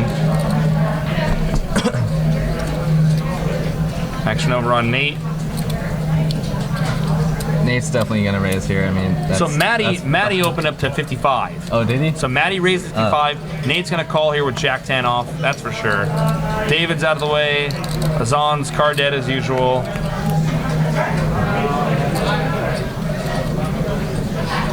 Ace 10 forward. Nate flops himself middle pair. And we know Matty does not like aces ever unless he has it. But We've seen that. We've seen him. he's check folded and Yeah. he pulled out a turn even earlier when I ace think hit. he might have. He hates aces. In this case, he check called. Another ace on the turn. He checks into Nate again. Nate fires.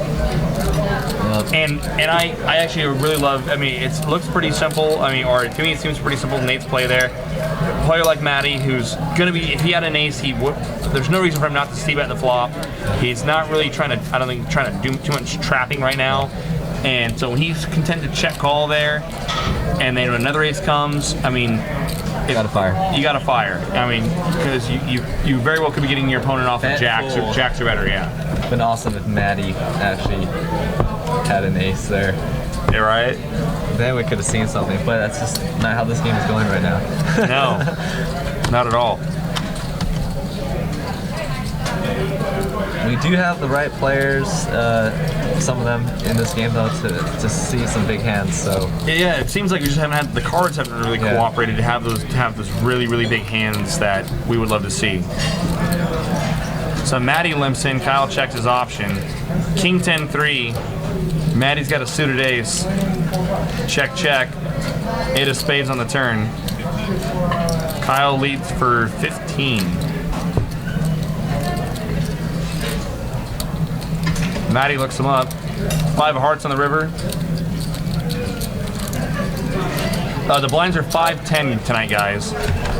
It's a 5-10 game.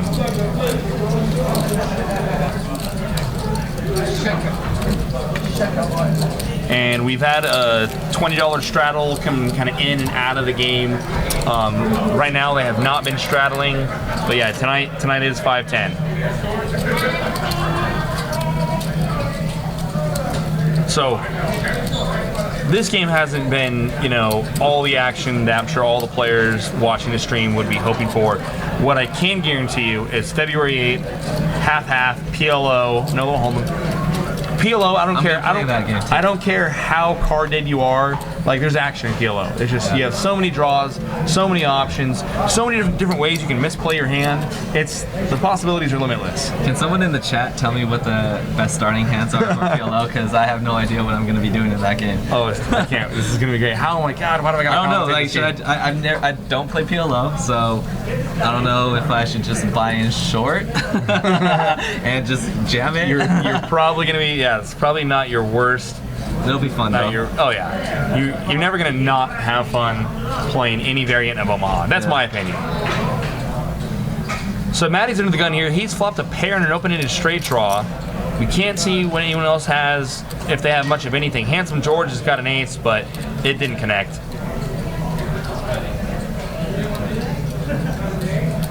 Nate's definitely gonna stab though. Or actually no, Matty, my bad. So Matty and Nate heads up on the turn. Matty leads. This is an extremely wet board here. 2 flush draws, straight draw. Jack and the 10 are definitely both in Nate's range here. Well, what isn't in Nate's range? Yeah, right. That's the thing. And everything gets and he there. connects. And he checks it over to Nate. Does not like the spade. Do you think he goes for the check raise here, or is he just trying to induce a bluff out of Nate? I think he's trying to induce a bluff. Maybe also protect against he has the flush. But it's like 200. There's a call, and chop it up. Chop it up.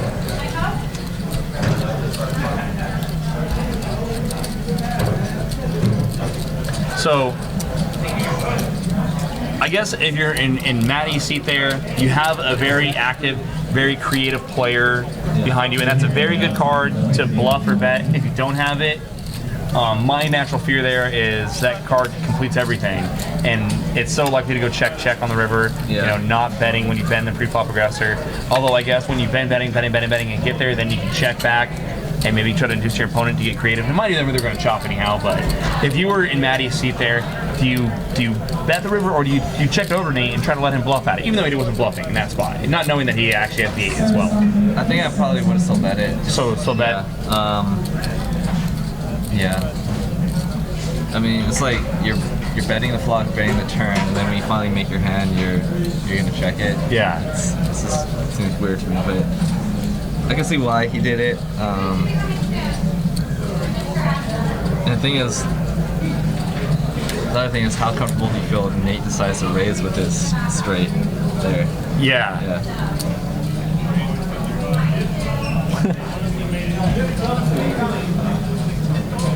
So Nate's going to make it 55 to go here with ace-jack offsuit. Azan's got an ace, but he's in fold mode.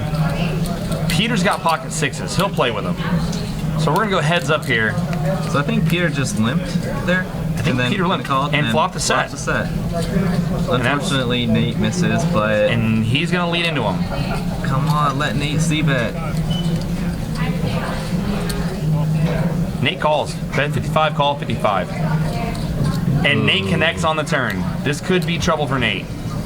Now if you're Peter, I think you should still bet. Yes.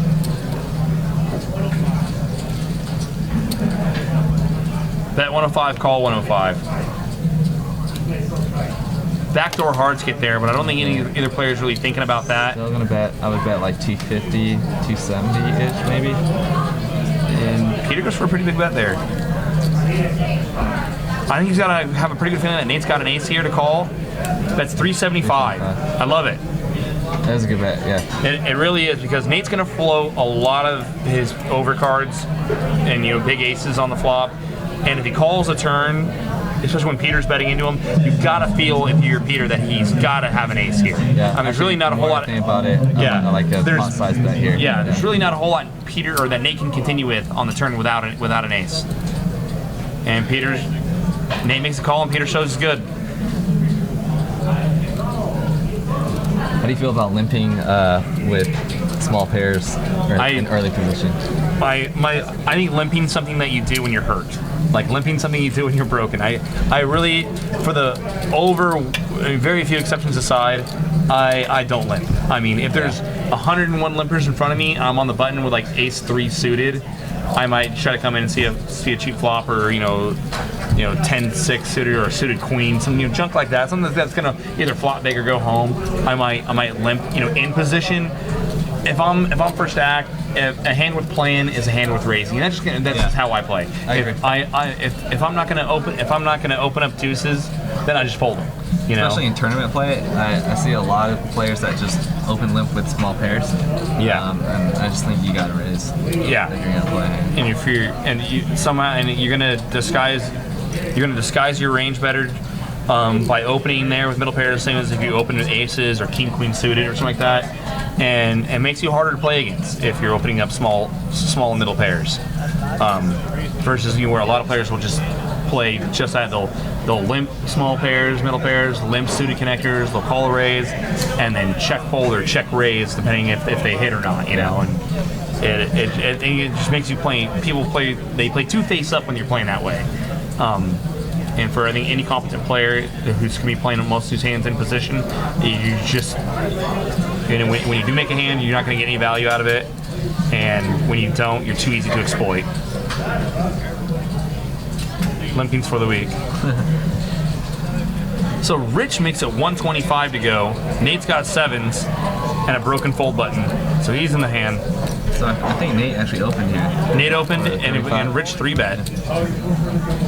King 10 deuce. Good hand for Rich's range. Yeah. Or good board, I should say. Yeah, Nate's probably gonna have to let this one go. So, Mart3046 asks, well, what about in limit? So in limit, is it the same way? Are you opening or folding with small, medium pairs? I'm probably opening. You're opening. Yeah. I'm the same. I just hate limping in limit, period. Unless it's like a super multi-way pot and it's the type of game where people aren't folding and you just know that every flop is going to be six-way. Yeah. Then maybe.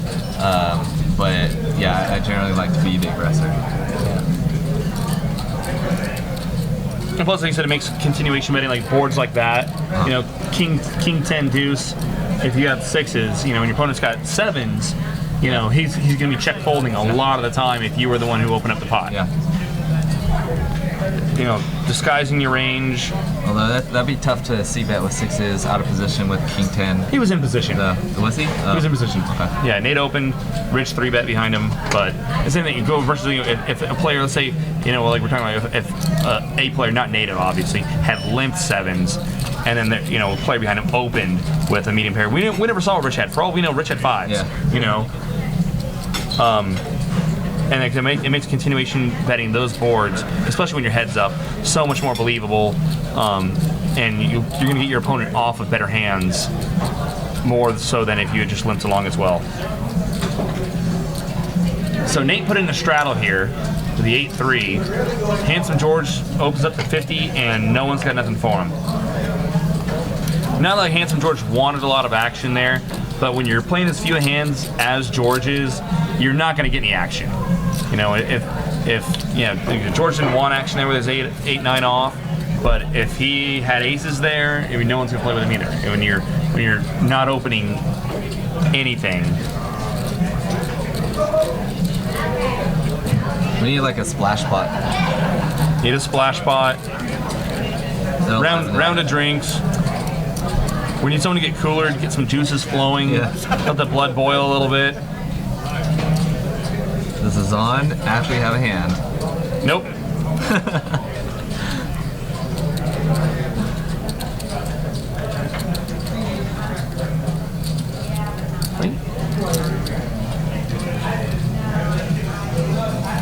Peter, Handsome George opened up to here to 20. Matty made the call right behind him, can't see his cards. Peter calls with the 4-6 clubs on the button. All right, we got a big multi-way pot. Nate's got Queen 3 of players. clubs, and Sean's got the Jack 10 of diamonds. And that is an open-end straight draw for Sean. And Nate's Peter got flops a flush pair and a draw. Peter flops a pair and a flush draw. Peter's got a monster hand right now. Now he doesn't obviously anticipate his clubs are no good, unless you're Veronica, who thinks all your Everyone flush draws hit. are no Everyone. Well, we don't know about Maddie, but pretty much everyone hit a piece of this. George has the gutter. Richard's got a pair. Nate's got flush draw. Peter's got a flush and a straight. No, wait, flush and a pair. Sean's open-ended with overs, and we can just assume that Maddie's got like. Nate let out for 20. Maddie called 20. Handsome George called 20. And Peter makes it 195 to go with his pair and a flush draw, and I love it. Nate's going to come along with his flush draw. I don't know if any of the other players are going to continue, really. I don't see Handsome George coming along with his gut shot. We don't know what Maddie has. He folds. Wow. Board pairs on the turn. Check, check. Oh, God, Peter, you got to bet that. You got to keep it going. Nate rivers himself a pair. It's no good. If this goes check, check, Peter's going to win the hand. And I think it did go. And he goes check, check. There it is, Peter's fourth. So Peter wins the hand anyway. But this goes back to aggression and playing in position. I think when there's a lead and a bunch of callers and you raise in position like that and you isolate yourself against an opponent and he checks to you on the turn, I just don't see checking back as, I mean, you really got to continue your story. I mean, Peter has got no real reason to believe that his fours are good there.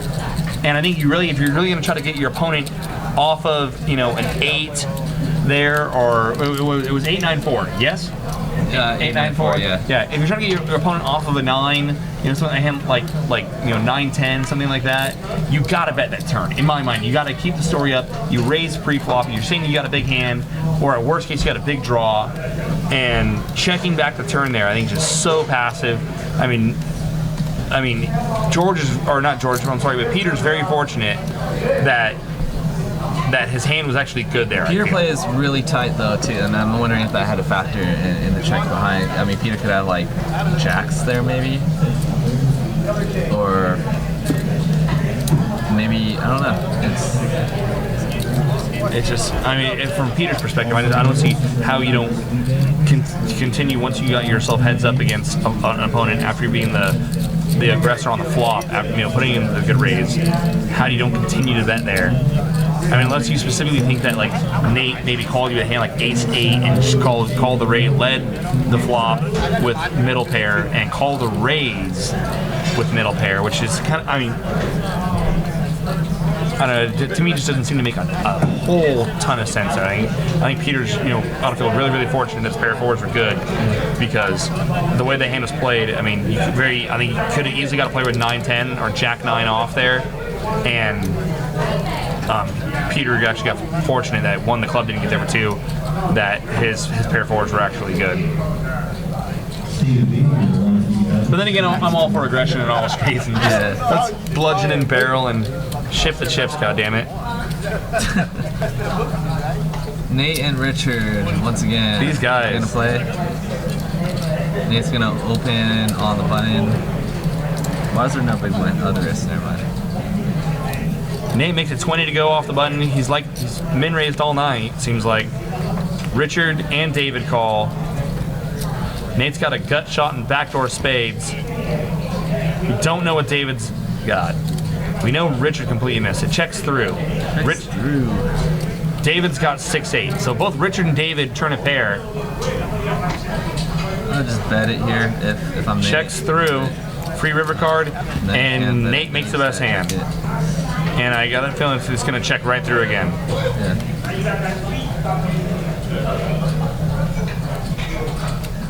Now with it, that was exciting. Yeah, we'll go back to that board. If you're Nate, obviously you know you have nothing, but like once you have 2 opponents, they check twice. They check twice to you. Yeah, he wins the pot, but probably should be betting the turn. Then again, I know after you check the turn though, I would just check that river. Yeah, then you check the river obviously. Now I would bet the turn. Yeah, but yeah, if with no showdown value, I gotta imagine you gotta be betting that turn.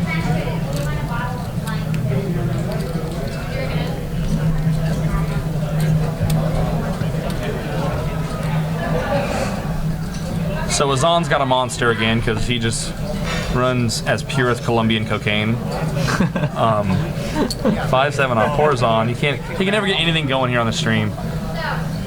I don't, despite what you see, he actually is a really solid poker player. It's like Daniel Negreanu on High Stakes Poker. Oh god, that's just like the worst. He just ran bad. God, Azan's just card dead. This is like the world's like super coolers. That's the way I've just described it. I went on a really bad run online in 2008, and that's the only way I can describe it to people. Do you ever watch Daniel Negreanu on High Stakes Poker? Yeah. And it was like that, to the point where I was just shaking my head, this isn't real. This can't be really happening. I started everything's tracking, but I was logging my hands, individual hands where the money went in.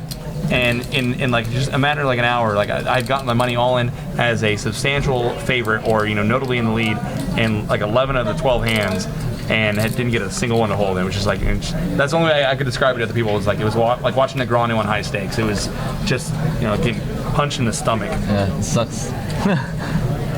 So I responded. The way I handled that was I pulled all my money at a full tilt, albeit for I think I left $1,000 in there, and tried to play just a ton of satellites into the main event. And so I just played 3 or 4 $200 satellites, and then I played one $500 satellite into the main. Didn't get through, and took some time off of online poker for a while. I compounded my problems after the run bad. I thought, rather than just recognizing that I was running bad, I tried to adjust my play, thinking that I was doing something wrong to put me in these like really volatile situations. When in actuality, I was just I went on some run bad. That's gonna happen, especially when you're playing online and logging that many hands, like you can when you're multi-tabling online. You're gonna go on just like these gross skid mark streaks of just grossness. And the good thing about online though is if you're playing multiple tables, you can get through the swings faster because higher volume. But that could also be dangerous because when I run bad or when I tilt, for whatever reason, I'm way more prone to tilt online than in live poker. It's because you can emotionally react. I think when you're at home, you can get up, jump out of your chair, throw your laptop at your roommate. I've broken 4 laptops playing online poker. Oh God, you're not even joking either. That's so gross. Fortunately, the last one I broke was like around 2010, and that's kind of also around the time when I started getting good at poker. But from like 2004 to 2010, I broke 4 laptops. But the 4th one, though, in my defense, it was just a reaction where I went like that, and I meant to stop my fist, but I didn't, and the screen broke. So yeah, but then threw one off the balcony. I smashed one with a baseball bat, and I threw one down the stairs. Tilt issues. Yeah, a little bit. Oh, you know what it was? The time when I smashed it with a baseball bat, that wasn't from a bad beat or anything like that. Matty's flopped a lot of queens. Go ahead. Yeah, he did. I actually got super tilted because Comcast went down, and I was playing like 6 tables. Oh God. You lost your internet connection. Yeah, those were the good old days. Trying to catch up with the action here. It looks like, okay, now the board's changing. It was, Whoa. okay, there, ace, queen, what is going on here? Ace, queen, 8 is, and Nate takes it down. So Matty did not flop a lot of queens. The board was ace, queen, 8. Richard did not like his 10s. Matty did not like his middle pair. And Nate's 5 Dewey, I believe. Yeah. Nate had 3 to a flush, which is like second nuts to Nate. So either the chip counts have changed or something, but I'm pretty sure it said Nate had 3.6 earlier, and now it says 2.7. So did we miss a big hand, or? I'm not sure. Some of the graphics might be a little bit skewed. Nate's just taking down a lot of pots, so he's really taking control of this table tonight. He recognizes that the table is just playing super tight, and he's doing a great job. I mean, he's playing a super wide range of hands, which isn't always recommendable, but in a game like this where everyone's just folding and not doing anything after the flop, it could be super profitable. We've seen Matty can be content to flop middle pair good kicker and just check fold. A lot of times. Several times. So it seems like everyone's waiting for a nut or near nut hand, and here goes Azan. So Azan's finally got tired of folding. Rich opens up to 55. Azan makes it 160 to go with his ace 9. And he takes down the pot. But so it seems like everyone's pretty much waiting for a nut or near nut hand to play back at Nate with. But I think that's just a terrible strategy because, I mean, if I was that player, if I was Nate, and I was barreling, and someone finally kicks back at me, obviously they're going to have something there. Or maybe, they're a perceptive player like Azan and are going to take any hand with some post-flop potential and play back. But when you're finally getting these players that are folding, and they play back at you, I mean, I just think it's so obvious that they finally found a hand. I think when a player's playing wide, sometimes you got to play wide with them, And No, if you're at a table where it's super tight, you should definitely open up your range and play aggressively. I think Nate's adjusted really well to this lineup right now. Or conversely, this table is not adjusted well to Nate. Yeah. Sean's got kings here under the gun, so he looks like he just limped there, and he's going to find himself in a big 5-way pot. That's one of the reasons why I'm not a big fan of limping with kings or aces early on.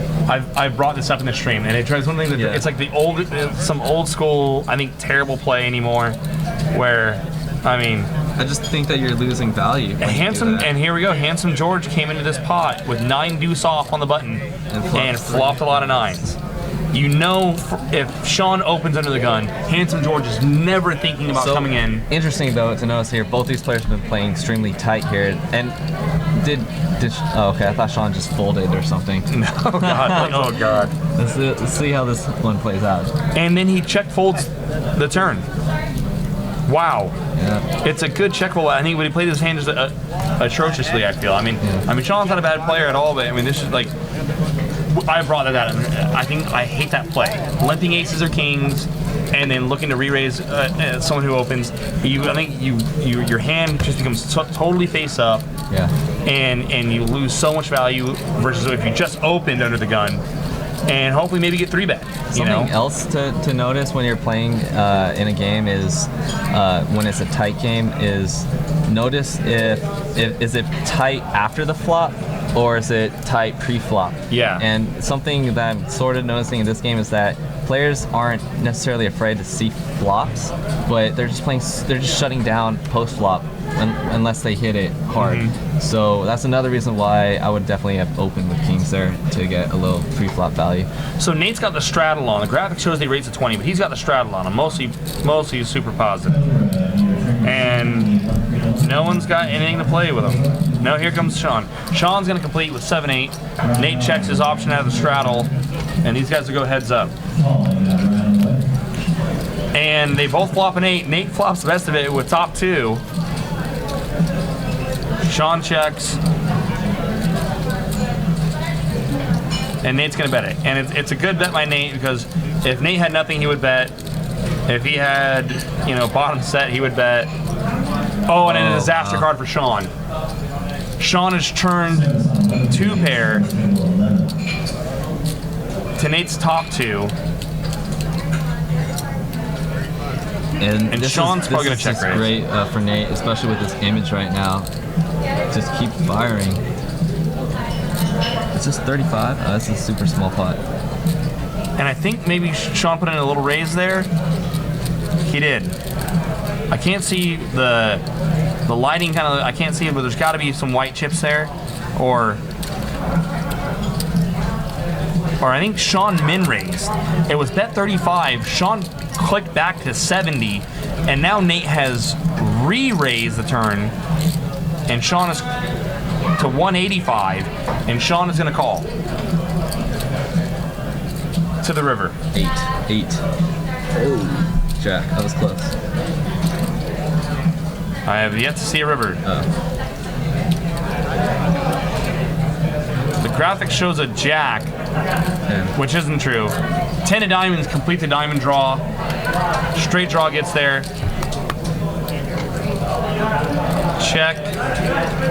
Check, check. Diamond doesn't get there, and it saves Sean, or diamond gets there, and it saves Sean quite a bit of money there, I think. Well, also the straight got there, too. Straight got there. The board's 1 card off a straight. Diamonds get there.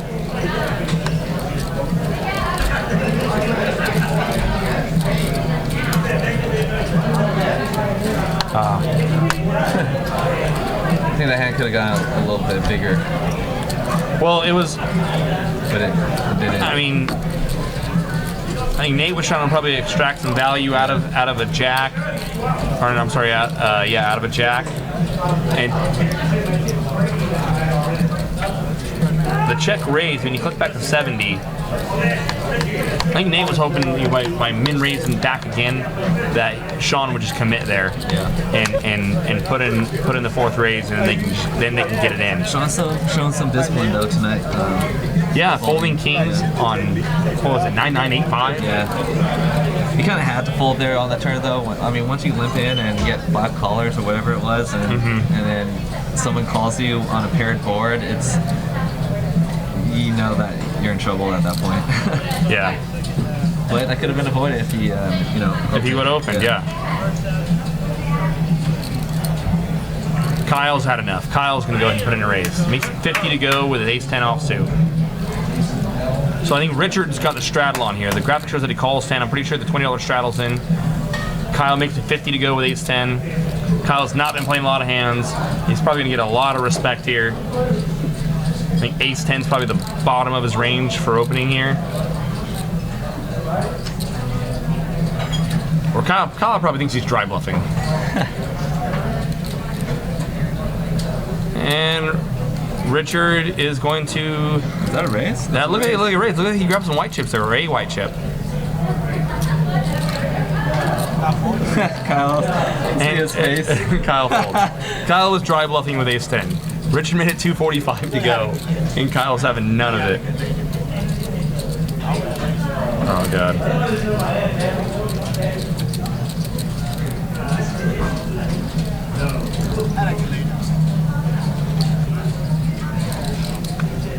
I'm curious, are players just going to continue playing this way? Are they going to continue waiting for a big hand?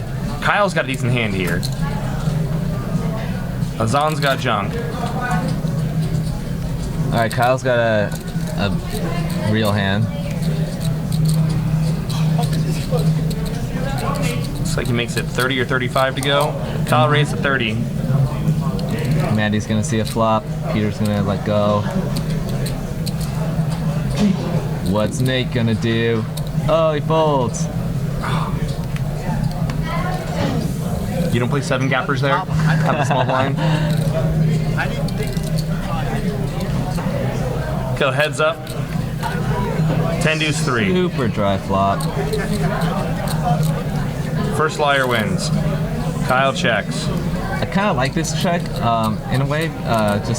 Ooh, I don't like it now. But I kind of like it in the fact that I think that I'm way ahead of Maddie's range, and It goes check, check, check, check. only problem is, yeah.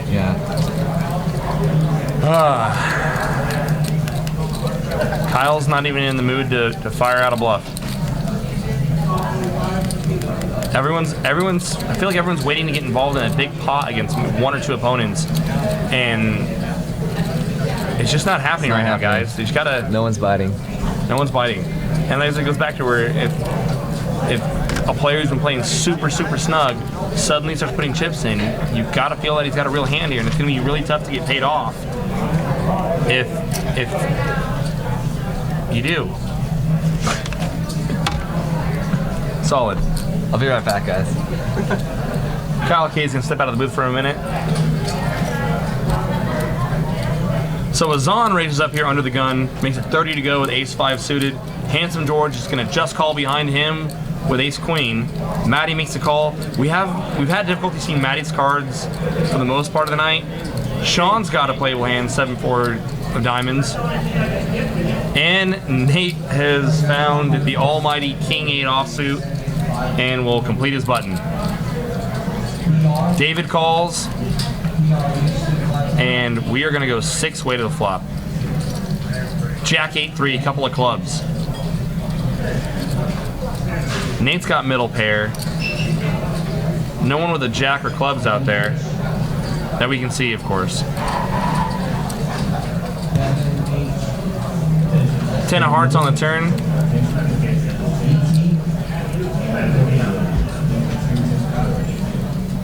Handsome George has got a gut shot. 5 of diamonds. No hope for anybody, really. Zahn checks his 5. Sean checks his air. And Nate will bring in the pot, pending that David doesn't have anything in the big blind. David's got the 9s I see from David.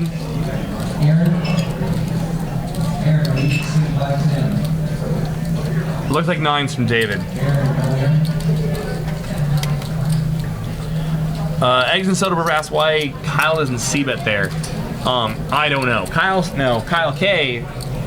Kyle Kitagawa, that is. He says that he liked the check there. Just because he feels that he's ahead of Maddie's range there. And so I imagine that you're checking with intention to bet the turn, bet river. But on such a dry board, I lean much more towards c-betting. And we've seen Maddie be content to fold anything but top pair better. And I'm really surprised that Kyle did not fire out. And of course, now in this hand, Nate, who's been playing the most hands, his picked up aces. Oh, someone finally got aces tonight. It's just a great spot for Nate, who now looks away, pretends to be disinterested in the Oh hand. my god, it's Nate. Nate's got aces. Raises to 40, and we talked about that earlier. He looks away, acts disinterested.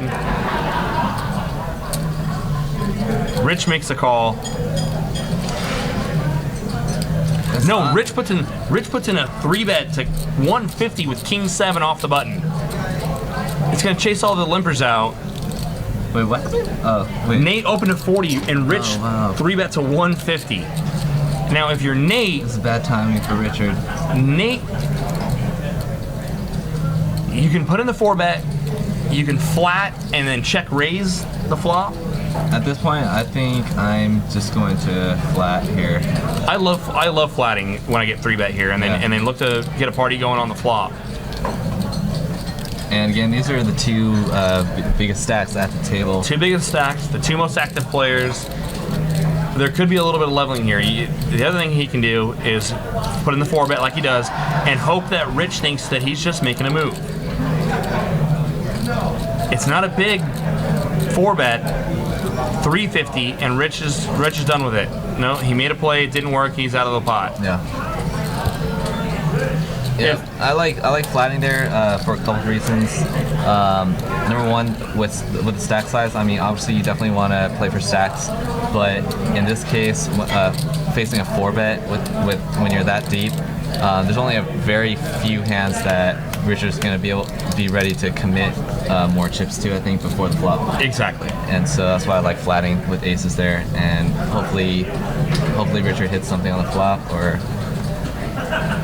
Yeah. But, And you know. especially when, like I said, when you're a player like Nate, who's been playing so many hands, I think your opponent is going to be c-betting a lot wider than if it was anyone else. That's true as well.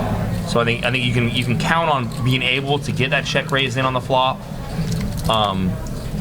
more so versus if you were a snug player. If you're a snug player and you go for that move, it might not work as well.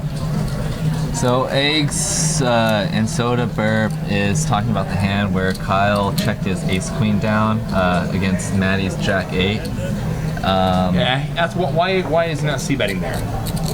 And like I said, originally when that hand played out, I actually kind of liked that check, and I think the reason I'm agreeing with Eggs and Soda Burp is that I think that Kyle knows that his range is way ahead against Maddie, and Maddie is going to be folding almost a lot of hands there. I don't know. It's kind of a weird play, but I think it made sense in that case. Unfortunately, it didn't work out, and he probably feels that his ace queen had showdown value.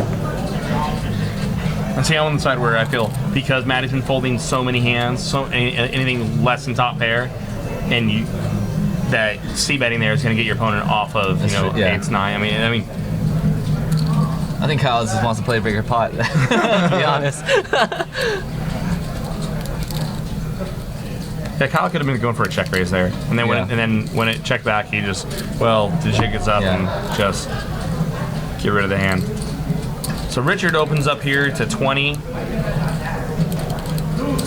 Kyle raises to 75 out of the small blind. Maddie calls 65 Queen Jack, 777. Kyle's got a full boat. Now let's see what he does. I think he bets 100, and Maddie's content to fold.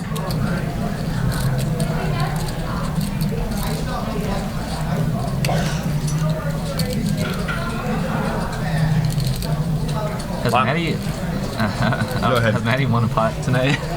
I think he has, yeah. He won that Jack 8 versus Ace Queen hand. he just won a hand, Kyle. God, you're the worst. Peter's under the gun, so he'll be playing aces or better. Azan has got the best hand he's seen all night. And we'll probably be 3-betting here just because, well, he's been that dry all night.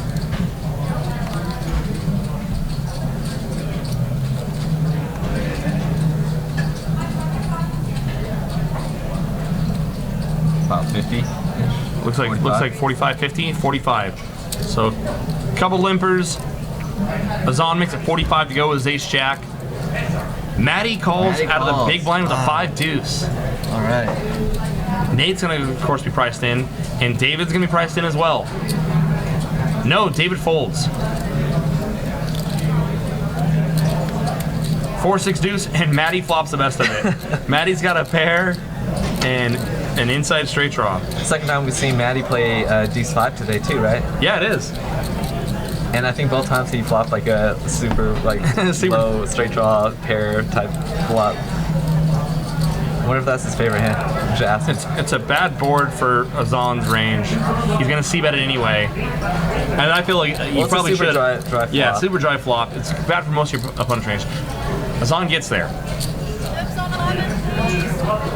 And knowing Matty, well, he does have a draw, but I don't think. Got a draw, pair and a draw. Call much. 105. 105. Matty calls. 10 of hearts.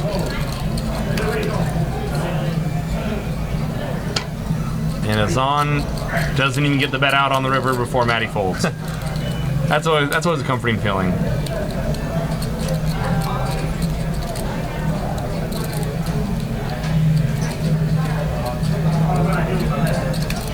Got a fan out there in the chat box. Cali Kid in the house.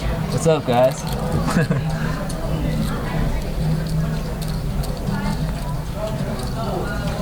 So hopefully we get the deck to cooperate with us a little bit better and get some more hands out there. And Richard's picked up jacks. And Zon's got a playable hand too. Wow, look at that. George has the same hand. Sean limps. Comes over to Richard. We know he's going to open here. I think Rich makes it 60 to go with the jacks. Azan's tired of being card dead, and he's going to call Queen 10. Handsome George will not call Queen 10 on the button.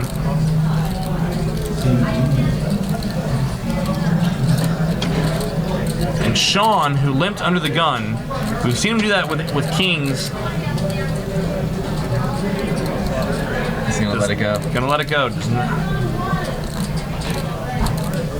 10-5-7, and Azan might be in a little bit of trouble. I don't think Azan's gonna lose his mind here with top pair, backdoor spades, but we've seen Rich get creative tonight, and Azan probably feels that he's got the best hand right now. Rich bets 110. It was a big open from Rich. I don't think there wasn't a straddle. Sean had limped for 10, and Rich made it 60 to go. I like the call here by Azan. Ace is probably going to slow things down. Yeah, it's going to slow things down. Going to kill the action. Azan does have position, and he's played pretty tight, so he can definitely represent an ace if Richard checks it, but Richard knows better. Yeah. Now Richard would probably fold if Azan raised here, but Azan, he can't like the ace either. It's a strong bet by Richard, 255. And I got a feeling Azan's probably going to let this go. Azan's thinking in his head, God, this guy's so lucky, but... And the other side of it is Rich, and Rich has been, in the past, tonight he's been playing mostly snug, but in the past has played a lot wider, a lot more aggressive, and he's maybe getting back into that rhythm. And Azan's really thinking about it here.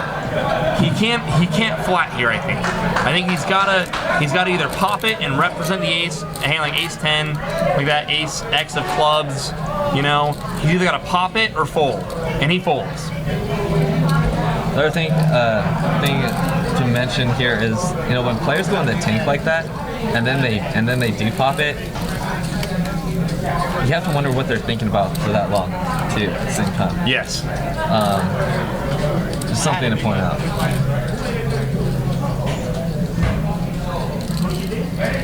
So generally, obviously it's player and situation, you know, specific. But when you find a player thinking for an extended period of time, when they're in the tank for that long, and then they raise you, you're more inclined to think more like, hey, they're getting creative, or they're kind of being speculative. Yeah, I mean, you gotta wonder what you gotta be aware that they're a thinking player, and you know that they're certainly probably capable of representing the ace in that spot. And some players you can just tell when they're in the tank for real versus just killing time and thinking about how much to raise. I think players oftentimes when they are doing that, they'll give off other reads and other tells. They'll chip glance or glance at their chips. And you can tell the difference between a real tank and a fake tank. You know, players, and sometimes they'll grab their chips early, and they'll kind of already cut out some more chips, and they'll kind of put them back and hem-haw around, and players are bad at faking it. Yeah, we got another hand here between Nate and Richard. Gutter and another nut flush draw for Nate. And I think Rich just kind of had it. I think he's tried playing snug. It's just not him. Richard is at his best when he's putting people on the defensive.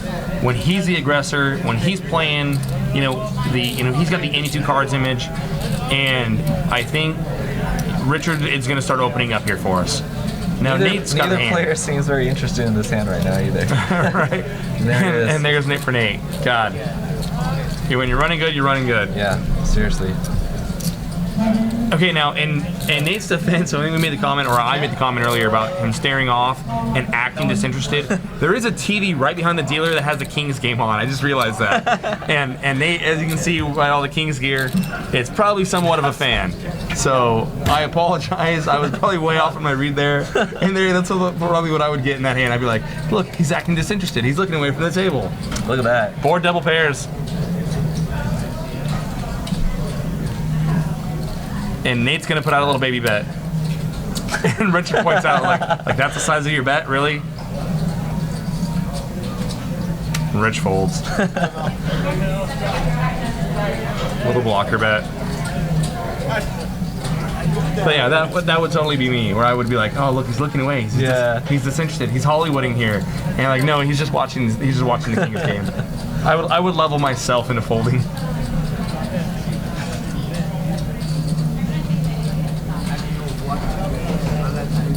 Kings are playing. I don't know if they're winning. Are the Kings good this year? Do you know?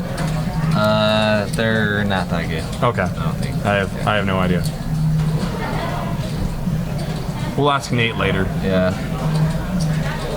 I'm not from Sacramento, so I don't actually follow the Kings. Warriors? Yeah. There you go.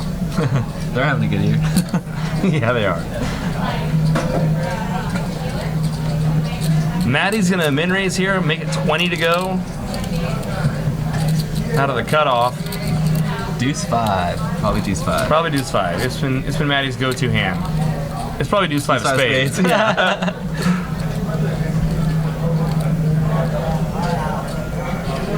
Sean's first act here. He checked. I can't see you putting a Maddie bet 75. It's gonna work. Good to take down the pot.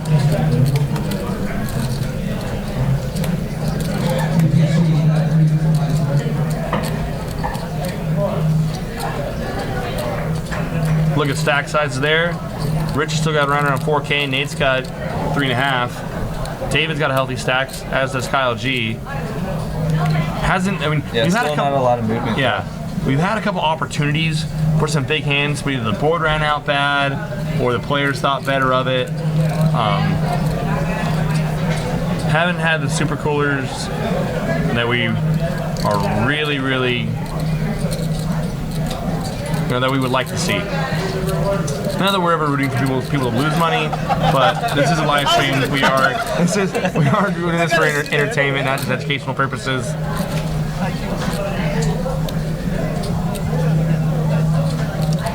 Sean's gonna open for 30 on the button, and Nate has a weak offsuit ace here. And I believe Richard's flopped a straight. 5-7-9. And Rich flicks in a quarter. Sean's got middle pair. He's in the call, and Nate's out of the way. And Sean has now turned another two pair that is no good. And now Rich comes out with some real chips. This is not Sean's 150. night. Sean is just... I like this bet. It's a pot size bet here. He's got... Well, now it's the second nuts, but how can you put Sean on? Yeah, you'd have to ice him down to one hand and one hand only here.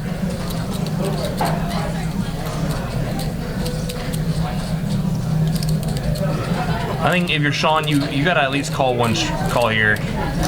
I'm sure he doesn't love that bet by Rich. Board pairs, not the way that Sean needed it to. Rich is still good here. Now Rich is probably, don't tell me it goes check check. It went check check. So vanilla. So vanilla. It's really a good. I mean, sure, yes. Now Rich is losing to the Jack 9. Yeah. He's losing to the 9-7.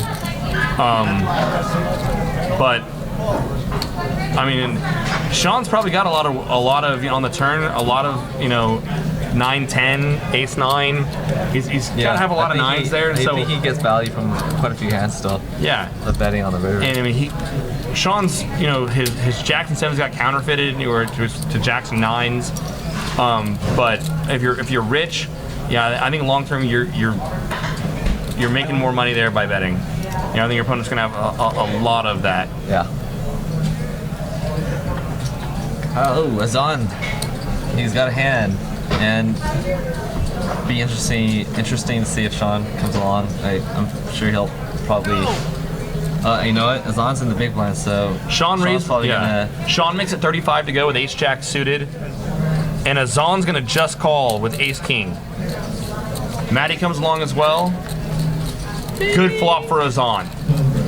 8-9 deuce, couple of clubs, which is exactly what Azan needed. Man, he's And got it a checks getter. through. Wow, how did that check through? Azan was going for the check raise. He was going for the check raise and didn't get there. This game just isn't playing And, aggressive yeah. enough post flop though to go for that check raise. I don't think. I feel the same Especially way. in a three-way pot. If Nate and or Rich were in position, had been the original pre-flop aggressor, and where they're gonna be much more likely to put in a continuation bet, whether they got there, whether they hit it or not. I think the check raise is not such a bad idea. But when the players that you're in the pot with there, like you brought out, had been playing so passively on the flop. What was the board? It was 2 clubs and 8-6 deuce. 8-6 deuce. I think.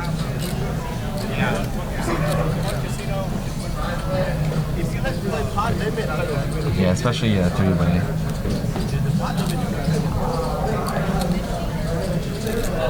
As it was, Azan took down the pot, put out a little bet on the turn, and took it down. So Handsome George here, he's opened up the action under the gun, ace jack offsuit, made it 50 to go. Peter calls 50. Kyle's card dead. King 7-3, couple of clubs. George, who started the action here, he's going to put out a continuation bet. That's a quarter. Has to. I think he bet more than a quarter there, right? don't tell me he bet a quarter. Against Peter, do you really need to bet more than a quarter? I don't know. I don't know. It's just. But there we go. Continuation betting. He had the best hand, but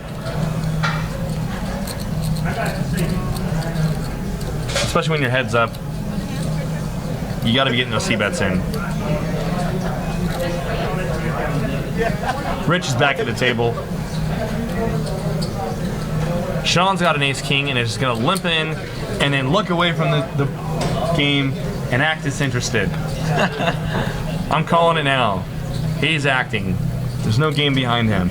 Wait, there is. David limps in. Azan limps in. I know. Yeah. Sean likes to limp with his premiums. Yeah. Queen 7-3, rainbow.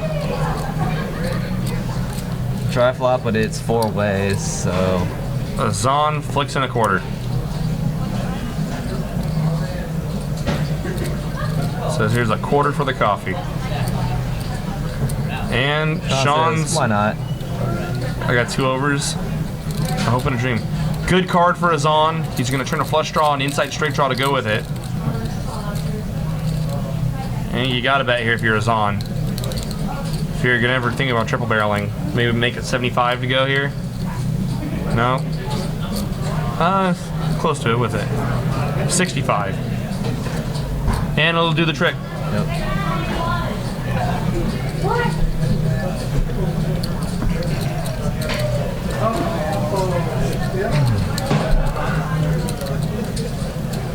So Rich has stepped away again. Nate's stepped away. They're probably, you know, debating, oh God, should we just like pretend to have like a 4K pot here and ship it the next hand? Still haven't seen him play. Yeah, I haven't seen David play either. I talked David up a little bit. David, he's a real solid player, but no one's really had the cards to work with to play a lot of bloody hands.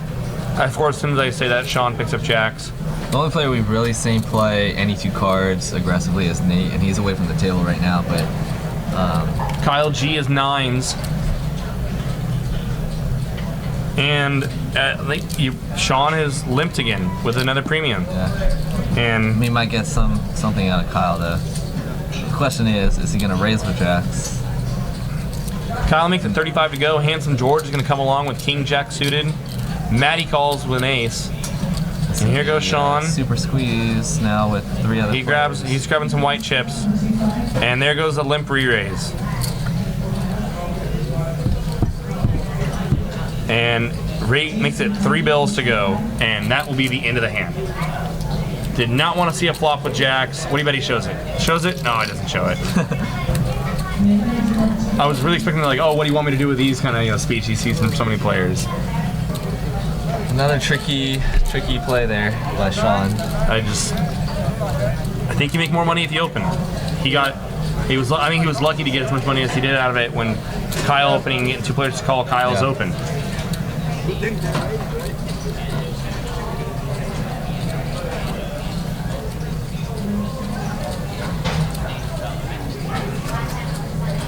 So Sean's under the gun here. Did not find a big pair to limp re-raise with, so he's out. Nate comes in the pot. Nate limps in. Because he's got 2 cards that are not more than a gap away from each other.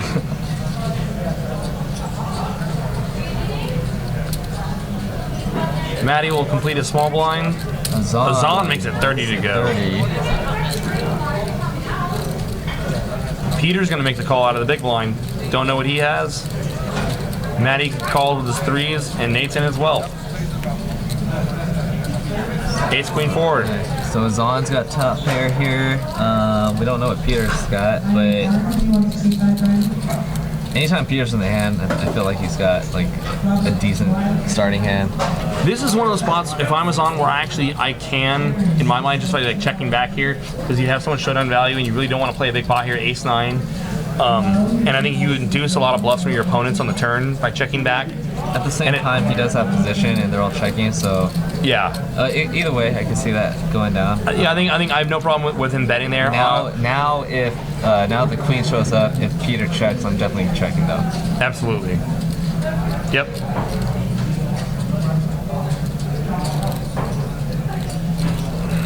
And if Peter leads, Azan's gonna call but hate it. Yeah. Because Peter, I mean, I could even see Azan folding. Yeah, what can he beat here? He has no kicker. He can't beat the queen. You know Peter's he's just got that flop hits his range somehow, so. If Peter has any ace, he's beat. In reality, I mean, Peter's really not, I mean playing a lot of ace 8 these days. Yeah, I don't think Peter's betting like an ace 7 or ace 8 or worse, so. No. I mean, Peter could have pocket 4s. I mean, he really could. He could have 4s full right now, and I think Azan. I don't think folding against Peter. I don't think this is a bad fold. Against me, he should never fold. Against me or Kyle K, he should never fold. But against Peter, I don't think folding's terrible. We don't even know what Peter has, and I think folding. If I was in Azan's seat, I would lean very much toward folding. But this goes back to where I was in the flop, where. Checking back here, I think that's a good fold by Azan. Against Peter, you're ahead of nothing. It shows a 5. Oh, Queen 5. Right? Queen 5. He shows a 5 of diamonds. Well, here's another way to look at it. I mean, once you check behind on the turn, which is probably the best play just for pot size control, and because, are you then committing to then calling the river? Well. What I'm gonna say is that once you check behind on that turn and show a little bit of weakness, it does allow for Peter to, you know, try to represent or try to steal it. You induce bluffs out of your opponent. That's so then, the downside of playing if you're your gonna, strong hands weak. You're probably gonna if you're gonna check back the turn there, you probably got to be committed to calling a bet on the river because. And of course, I think he would have rather not see the bet come out of Peter. Yeah, but for sure. But in general, if you're gonna slow play, that's one of the downsides of slow playing. I mean, I wouldn't say that was necessarily a slow play. But playing pot control poker. Yeah. Well, on the bright side, you do induce bluffs out of your opponent, which obviously, I mean, unless Peter had the queen 5, Peter was very beat. Peter probably had ace 5. Yeah. And probably thought his ace was I don't good. think he shows the 5 otherwise. Kyle with top 2 pair now, but it's gonna be hard to get anything out of these guys with this, given what they're holding. This could be a spot where he might even want to check it. That's queen 10-7, 2 spades. There's. Yeah, no, you gotta bet it. I think you gotta bet. Yeah. You gotta bet. So many Hope your opponent draws got a piece. So many draws. And even if you have the, by way of the best hand, there's so many cards that can come off on the turn that are either going to, one, give your opponent a draw that can beat you, or just kill your action. So I think if you're gonna put in a bet there, you got to do it now.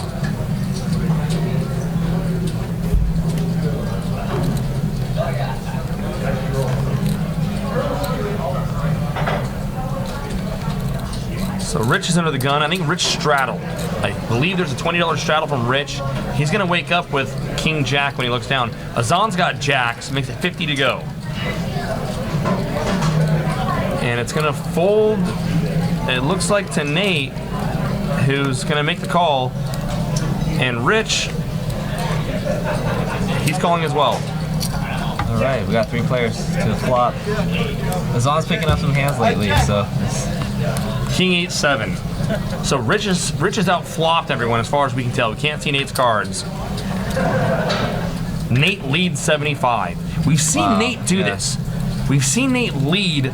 He usually has something. He might have like an 8 again or something. And you're in a real tough spot here if you're Rich, because you probably have the best hand, but you do got to worry about Azan being behind you. I think Rich would have much rather check called and played with Azan. And I think, did Rich put in a raise here? Yes, he did. Looks like Rich made it, what, 2 1/4? Yep, 225. So Nate leads for 75. And Azan calls. Wow. He thinks that Rich has got a lot of draws here. Are we still 3-handed to the turn? No. Nate folded. Nate led 75. Rich made it 2 1/4. Azan flatted. Now Rich bets 350. Wow. So Azan's thinking heart draw, straight draw, and it's got to wonder though if Rich just had a draw, would he keep firing the turn, or would he try to get to the river for cheap? Does Azan turn his hand into a bluff here? Wait, all right. So on the turn, Rich bet 350. And I mean on the flop. On the flop, Azan called the 2 1/4. Called the 2 1/4 with jacks. And I think Azan's going to be more than happy to check back this if Rich does check. And I think Azan's going to immediately check back. And hope no, I don't. Yep. So the action on the flop was Nate bet 75. Rich made it 2 1/4 with his King Jack. Azan called the 2 1/4 with jacks on King 7. I think Azan called the 75 first, right? No. Because he was +2. And then no, the button was like on Peter. Oh. So yeah, Nate led 75. Rich made it 2 1/4. Azan called 2 1/4 with jacks, thinking that maybe Rich is probably popping it with a draw there, and maybe Rich is just popping it because it's Nate, Yeah. And his jacks might be good. I was a little bit surprised to see him call the 350 on the turn. But once he did, I think he was very happy to go check. And if Rich had a big draw and it missed, he was going to be good. The hard spot would have been if Rich would have bet. Now, Rich has got so much showdown value. I don't think he's betting King Jack there a ton on the river. But if you're Zahn and you call it 350 on the turn, I think you're thinking that your opponent's got a draw and he missed, has a draw. So if Rich had a draw and missed, you know, the 9 got there. If Rich would have bet something like 800, can a Zahn hero call there? That would have been interesting. That would have been really interesting. Yeah. Obviously, these two players have a little bit of history with each other too. I think that definitely plays a factor in how a Zahn made that call on the turn. That's the spot. So like on King 7-8, if you had like the 9, if you had a super draw, you had like the 9-10 of hearts, and you flopped an open-ended straight draw flush draw, and you river 9, you're not thinking that your 9 is good. No way. You're probably still barreling there. Yeah. You got to try to take out the pot. Yeah, it's the only way you can win. Yeah. And it just really, I really would have been curious to see what Zahn would have done when he called the 350 on the turn. What he would have done had Rich bet the river.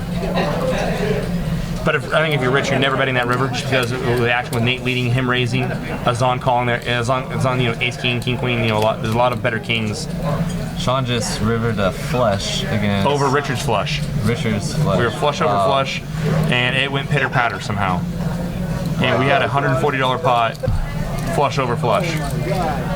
Sick. He had 3 of a kind already. How did he lose that? Did he really? Yeah, he had 3 10s and a flush draw. And he rivered the flush. He rivers the flush. Oh god. See, in the spot where maybe I'd be ready to put money in too. These are the kind of hands that people are checking back here. Yeah. If they're checking back trips and checking back flushes, what are they putting money in with? God, I'd be playing scared too. They're playing the nuts are better. No, I'm lying. I'd be going bananas. I'd be in for so many bullets right now. It'd be gross.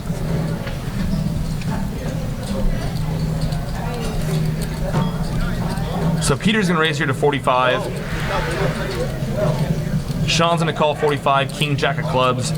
Nate's gonna call Queen 7 of diamonds. There he goes. Rich is out of the way. David's not playing. Ace-6 deuce. Couple of clubs for Sean. Matty made the call with his ace-6. He's got the ace of clubs to go with it, and he leads out. Or, I'm sorry. He makes it 115. And if you're Sean, with the ace out there... Or bet 70. What? I'm confused by the graphic. So Peter calls, I think it's bet 70. The action shows raise 115, but I think Matty led for 70. I'm confused here a little bit. I apologize. And it's 115. I think Peter calls 115 here. So if you're Sean here, what do you think? I think you overcall. I don't think you're ever thinking about raising. Is this pre-flop? No. Wait, I'm so confused right now. Right? We saw a flop. I'm pretty sure. Yeah, we saw a flop. Did we not? Yes. Maybe not. I think we did. I think the graphics are just messing us up right now. Yeah, ace-6 deuce. Yes. 10. Sean adds an inside straight draw. And Matty's going to come out firing. We don't know what Peter had. Peter, I believe, was the original aggressor. At this point, you got to give Peter credit for an ace. Yeah. Matty's firing, he's calling. And I think for Sean here... What's it bet? 150? 200-ish? I think if you're Sean... 275, that's actually a pretty big pop, but...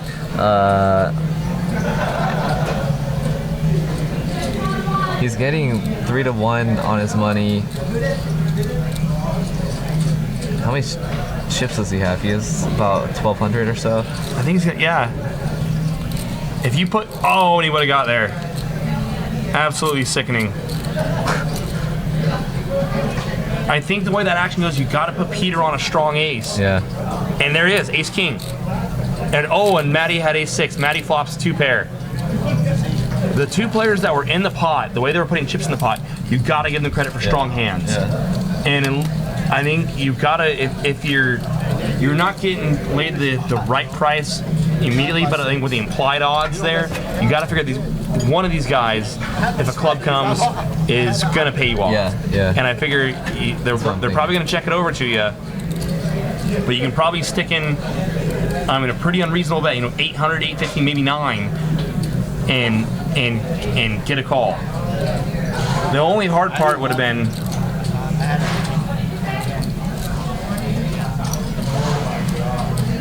I think would have been for considering Sean's stack size. If he only has 1,200 behind, betting 800 out of your 1,200 stack screams value bet.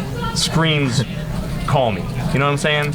It's sometimes balancing the right size bet versus at that point, is it gonna look? Are you better just to ship it, and can you get someone to call off 1,200? So that might have been the only part. If Sean's really, if I'm playing devil's advocate here, I'm trying to defend Sean for folding the turn. I gotta think I would think if I was in Sean's spot that one of these guys would call off a bet. The only hard part would be with stack sizes. I think if Sean's got like 3K behind him, you can bet 800 and it looks pretty normal. 800-900 and it looks pretty. If you got 1,200 or 1,000 and you're trying to bet 800, it just screams please call me. Richard, still the big stack at the table.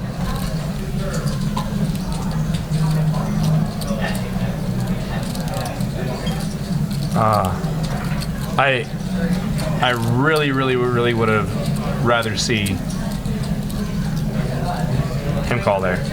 Rum Cake, Scott Ball in the chat box. You know Scott? Oh no, do I? Scott runs. He's I think like the poker manager for Twitch. Kind of handles the poker department. I don't think I've met him yet. Great guy. Real solid poker player. He's actually been on the stream before. I think he played in our I don't know if it's 5-10 or 5-5. They played in the 5-5 game, I believe. It was a real deep 5-5 game. Okay. Broke some hearts and bankrolls.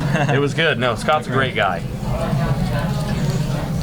So, Handsome George opens up here to 40 with a Jack-10 suited. I love that. Matty's right behind him, and he makes it 165 go with pocket jacks. Let's see some fireworks. Let's go. Blood.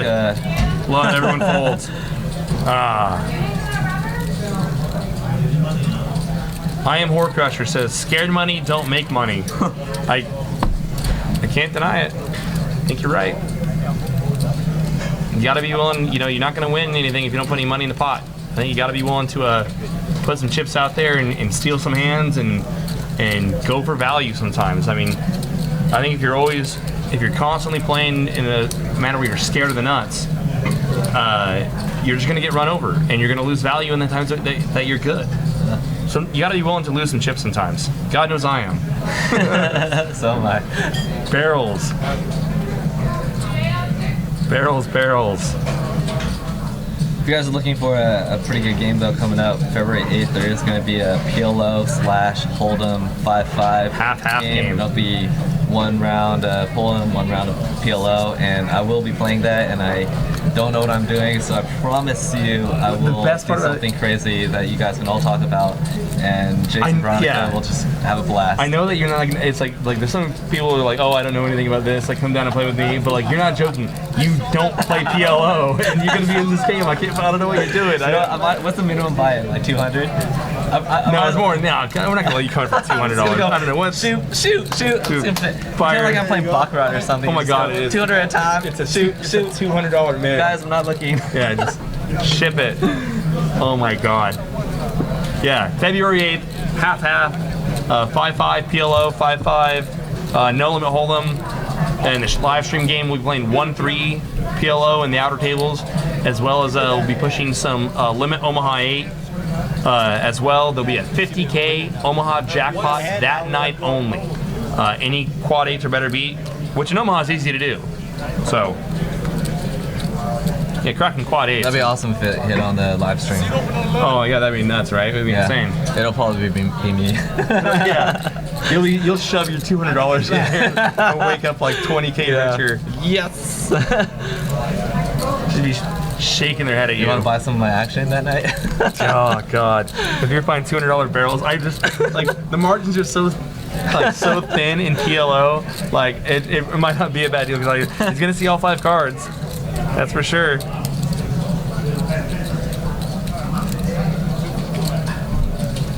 And it's with my luck, I'll buy action off of you, and you'll be playing like Ace Deuce 3-4 and think that we're playing high like 8 or better. I actually did play a 8 or better tournament though. Pot limit or no or a limit? I think it was limit, but I might have been. I don't remember. It was a few months ago. And this guy is going to be playing 5-5 PLO, ladies and gentlemen. I actually thought I was doing really well because I almost made it to the bubble. You know, that's probably doing really well. Yeah. For playing more card poker and not having a. It's super fun though. It's a super fun game. Oh, it's a great game. It's a great game.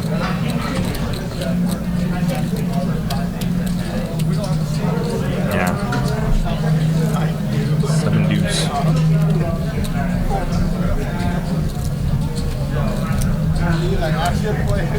I am Horcrusher says that you'd want a bomb pot for $50. You probably get more out of them out of the lineup. I think that we have setting up for the half game. You probably get a lot bigger bomb pots out of that. Guys, I'm selling action for $50 bomb pots. Oh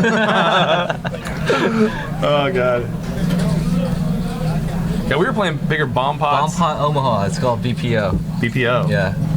Coming to you to a card room near you. BPO. I love that. There's a lot of strategy in that. Yeah.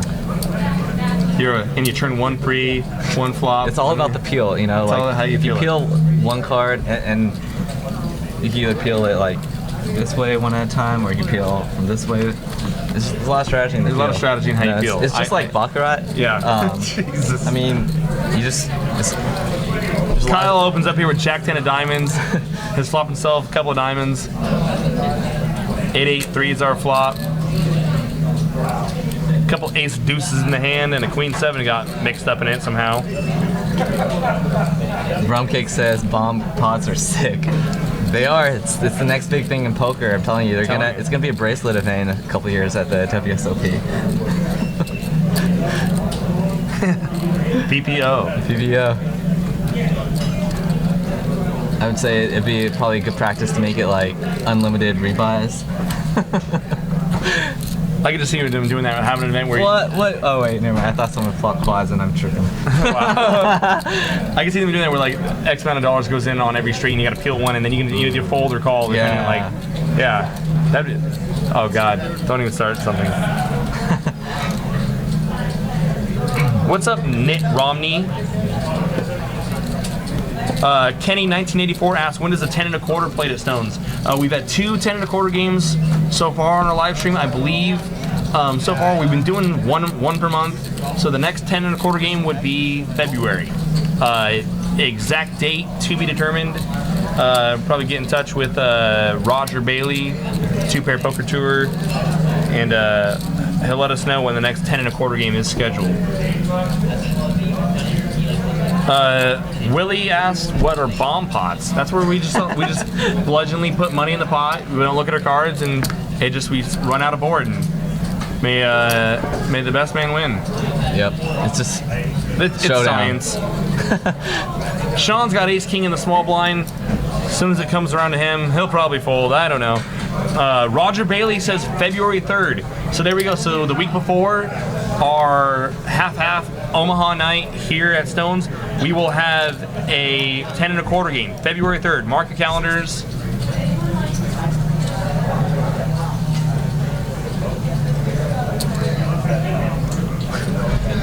Ship It Poker says no one uses card protectors anymore. No. We do not use card protectors here. So we should have a hand here. Come on, people. all right. We got Ace King. David versus has made it Queens. 60 to go under the gun. Sean is in the small blind with Ace King. Matty called 60 in the cutoff. And this is David that opened, and we have not seen him play very many hands here. So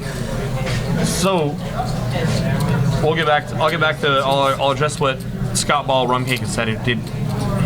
He made it. So Sean makes it 260 to go.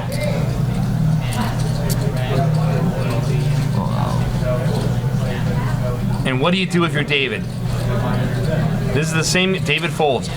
In David's defense, this is the same guy that we've seen limp and then check fold kings on the turn. And now we're seeing this guy put in a big bet here. Yeah, wow. It's a pretty snug fold. Well, that's the first hand he's played all night. So Scott Ball Rumcake says, and maybe they play it differently. He says bomb pots where you put in like 10 bigs and pre, and then and everyone sees a flop, and then you get action after that, and then it's normal action. That's one way to do it. I think the way that we were referring to is everyone puts in say $50 and then run the flop, the turn, and the river. That's why I always bomb pot. The fun way to do it though is instead of turning over everyone's cards at the beginning, it's face down. You run the board out, and then you peel one card, like so. Yeah, you go one card at a time. Yeah. You peel one card, then I peel one card, then you peel your second card. I peel my second card. And that's then the way third, fourth. That's the way I've always done it. Way and ever. I've done it where like maybe you peel one on the turn maybe. Yeah. Like, and hold maybe everyone peels one on the turn. So we got a new player here in seat 4. New player in 4. George is out, and who's this guy? We don't know. He's I recognize him. He's played and actually I don't think we've yet to have him on the live stream itself, but he's played in a bunch of our live stream games, the 5-5 games, or the 5-10 games for sure. And I want to say he played 10 1/4 after the stream went off as well. Okay. Is that one of the trans, if I'm not mistaken? Oh, is he? Okay. It might be. I think it is. Be pretty cool to get JC Tran in here. He won't return my phone calls. Really? Yeah. His lawyer said something restraining order. I don't know, but.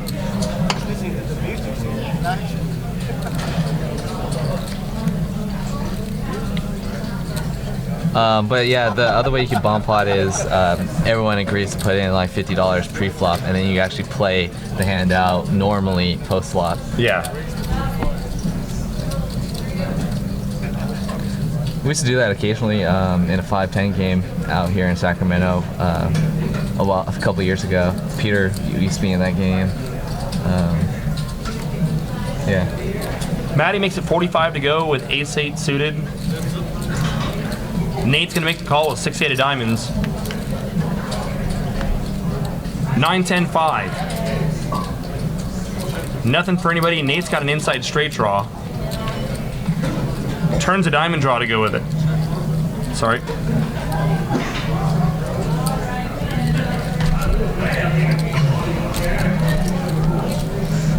And Nate takes down the pot. Claw 1980 says, no, that's not one of the trans. No. Okay, my mistake. Thought that was one of JC's brothers. I get... Yeah, the 5-10 game I was referring to used to be at Royale, and they used to hop around various clubs around Sacramento. You get around a lot. Yeah.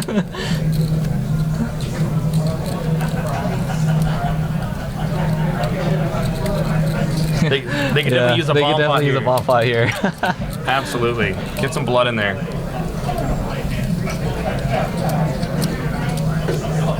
See Jason McRoberts in the house. He's cruising around. No doubt playing anything but premiums. See Eric the mailman's in here too somewhere. Do they have a feeder game now? I think they might have a feeder game. We might have a feeder game. What do you see, mailman? I saw him wandering in here earlier. Okay. So back to the action here. TD, our new player in seat 4, he's going to raise to 35. Matty's going to call behind him with the ace-jack. Nate calls with his pocket eights. Richard thinks better of it on the button.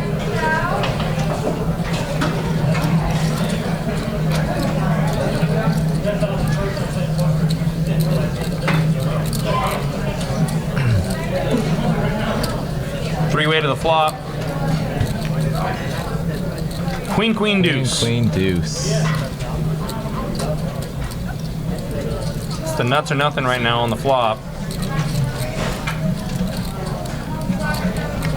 So TD checks. And if you're Nate here, you put out a little bet. Yeah, I think so. Definitely. See where your eights are at. You got position. If you bet now, you might get you to the river for free or for cheap. You could have the best hand. That's 35. TD calls 35. 10 of hearts. So probably go check, check.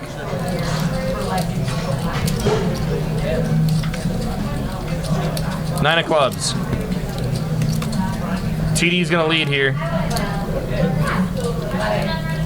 That's 50.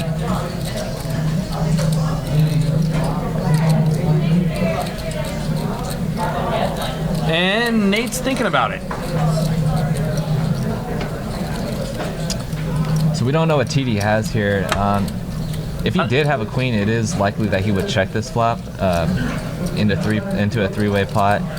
I'd be led to believe he would kind of bet larger on the river. Maybe, but after Nate's gonna Nate, cut chips.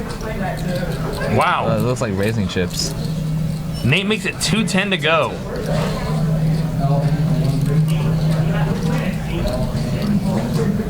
It's a great raise for Nate. Yeah.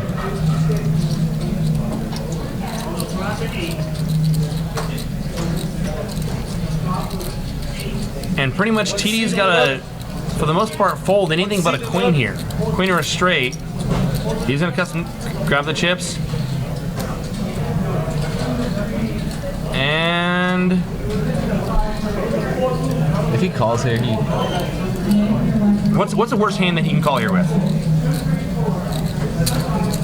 He calls 160. And if he calls 160, he's probably good. I don't think he's calling sevens or worse. And did Nate just... We're not going to see it. I have him too fast.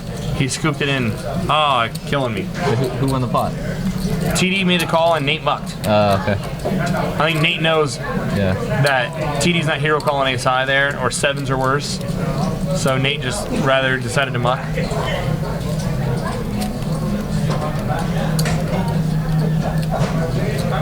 We got a question. What are your thoughts when someone is playing with a cell phone in the middle of the hand that they're involved in? You probably shouldn't do that. But I see it happen all the time in cash games. Try to put your phone down in the middle of the hand. I think it's up to the dealer to kind of Tell the player, inform the player that he's not being courteous to his other players. Yeah. Just slows down the game too. I agree.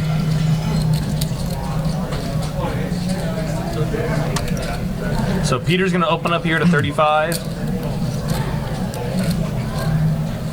Rich is going to call 35, 6-8 of clubs.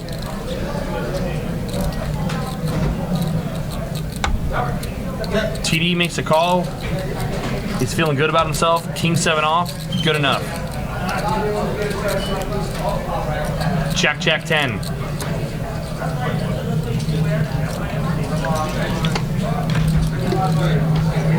So someone said that TD had a 9 and it was swept in. It's a great call. Oh, yeah. Queen 9? Or He did this at a 9. He could have.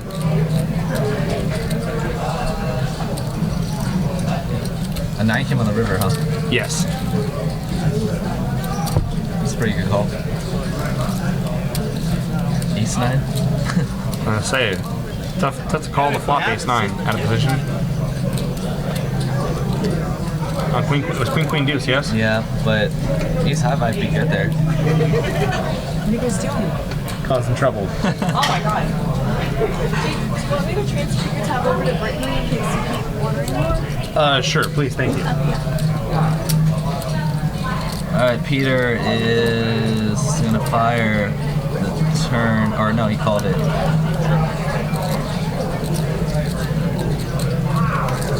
Rich has got to bet if he's gonna win. Peter checks, and Rich is gonna put out pretty decent sized bet. We're looking at about a pot sized bet, maybe larger. About 225. Makes a pot sized bet and gets him to fold. Gets Peter to fold the best hand. Nice barrel.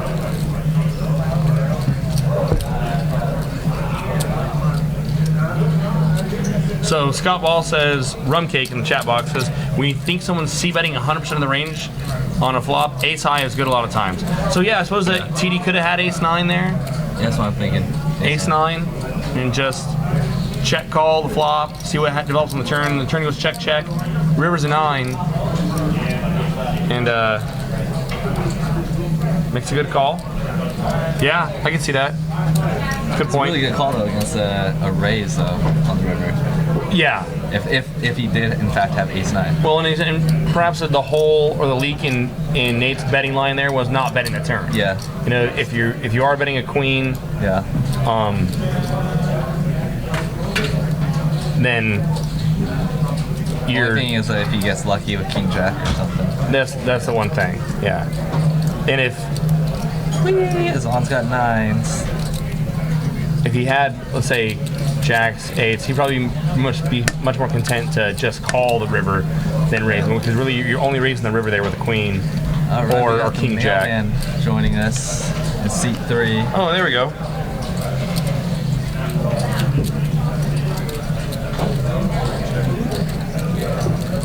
King 7-3.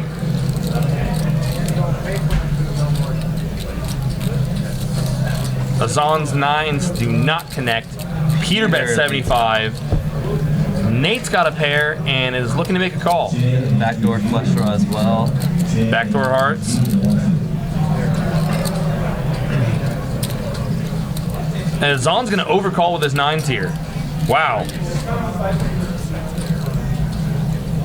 Azan's not having it. Azan play second pair, call with second pair now a couple times. Oh, Azan put in a raise. Azan made it 245. Okay, that makes a little bit more sense. Okay, Azan makes it 245 to go with his 9s. And Peter calls 170 more. I can see how this play could work against a different lineup, but when Peter's the one leading out, Yeah.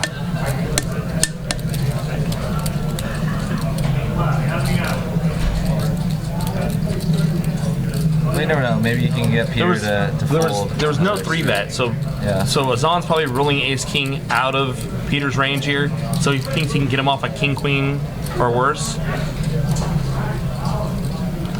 They're asking me how the second game looks. I can't see the second game right now.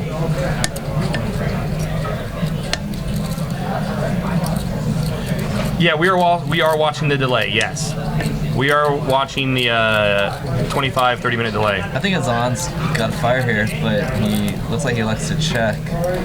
And now he's conceding now. Ace king. Wow. Peter flatted ace king pre.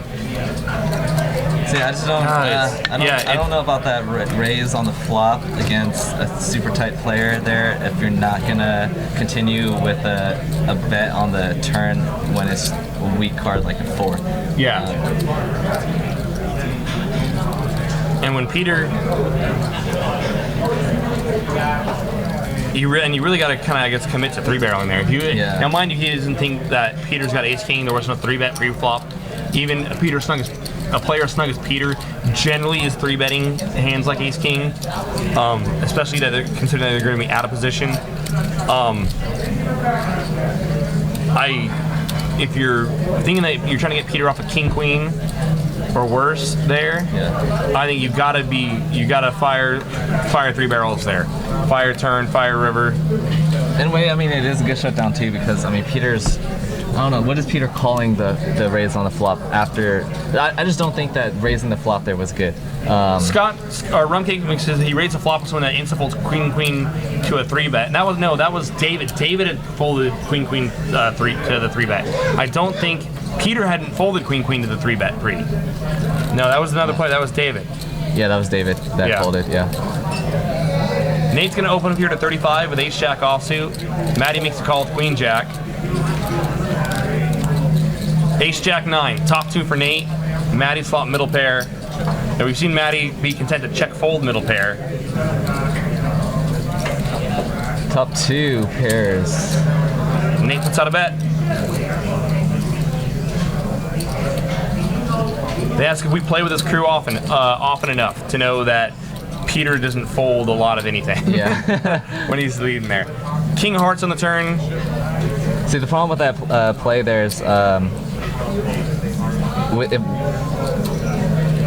the reason why I don't like raising there for Azan into 2 other players is that when Peter's is super tight. When he's leading, he's got something. But I guess given as played, when he does raise and then Peter calls, you have to definitely give credit to Peter for having a king. So I guess shutting down the turn is actually maybe correct. Yeah, everything. I just when he doesn't go away, then you're just going to shut down and give up. It would have so much harder to. He basically just turned his 9s though into a bluff on and the then flop. and then when it didn't work, he conceded. Yeah. So we got Mailman in the game in seat 3, and I want to say I think this is about. I know that we just got him into the game, but I think this might be our last hand of the night, folks.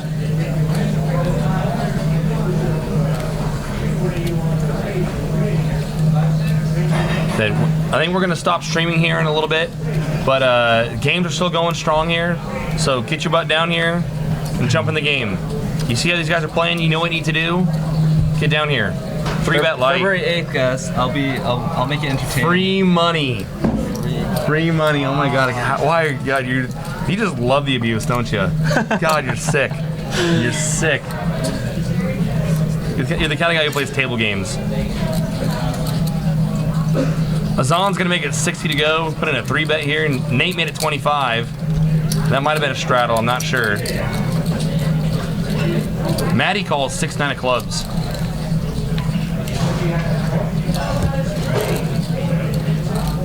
Ace 6-5, couple of diamonds. A couple of small pairs for Nate and Maddie. Azan misses, and there's an ace, and we know Maddie doesn't like aces.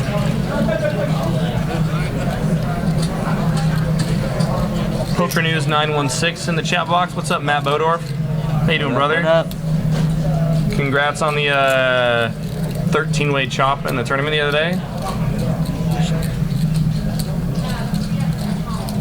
Bet's 95, and Nate's gonna call correctly with bottom pair until Azan turns a king. Now Nate could have been calling with the intention to bluff diamonds, and diamonds get there. So if Nate decides to lead here, he does not. He goes check, check, ace of clubs on the river. Someone says PLO is boring. You gotta be kidding me, brother. you're. No, it'll be fun with me in it, trust me. Yeah.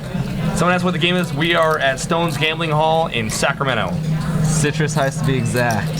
So now Nate, who check called and did not, maybe was thinking about check raising the turn, didn't get a chance to. That's 275. And Azan snap folds the best hand, or 250.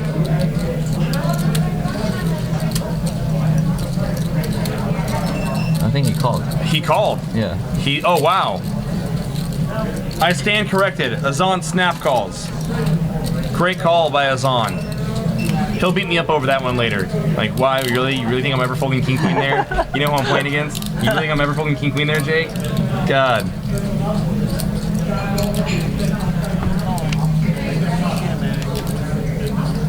Oh goodness. 2040 PLO. You guys are God. It's nosebleeds for me. Maybe that's that mysterious unicorn limit high only. Yeah, right. Might as well just play Bomb Pot Omaha, guys. Right. All right. So I might have lied to you. I think this. Oh no, that was our last hand. Okay. All right. Well, Kyle, it's been great having you tonight. Thanks for having me, guys. Thanks for filling for Veronica. Hopefully she gets a little bit better control over stripper pole antics. I'm sure she'll be back. She'll be back by next week. February 8th, Omaha night, half PLO, and February 3rd, 10 1/4. I want to say thanks to Bob, Kenny, Matt, all our crew here, Stones, 2-Pair Poker, Roger Bailey, all the staff. Games are still going on tonight. Get down here and jump in. Kyle's going to be spewing money. Too easy. Awesome. right, thanks, guys. That's all I do in 2016 is spew. Deej Poker, what? Can you use offer code Kyle10 for Kyle10 will get you a discount at Deej discount Poker. Deej Poker? And I just talked to Nick the other night, and he said that they're going to be launching a new line or a bunch of new stuff. So New gear. Yeah, Awesome. It looks pretty cool. I Look saw forward the to new it. gear, So. All right, guys. Thank you for tuning in, and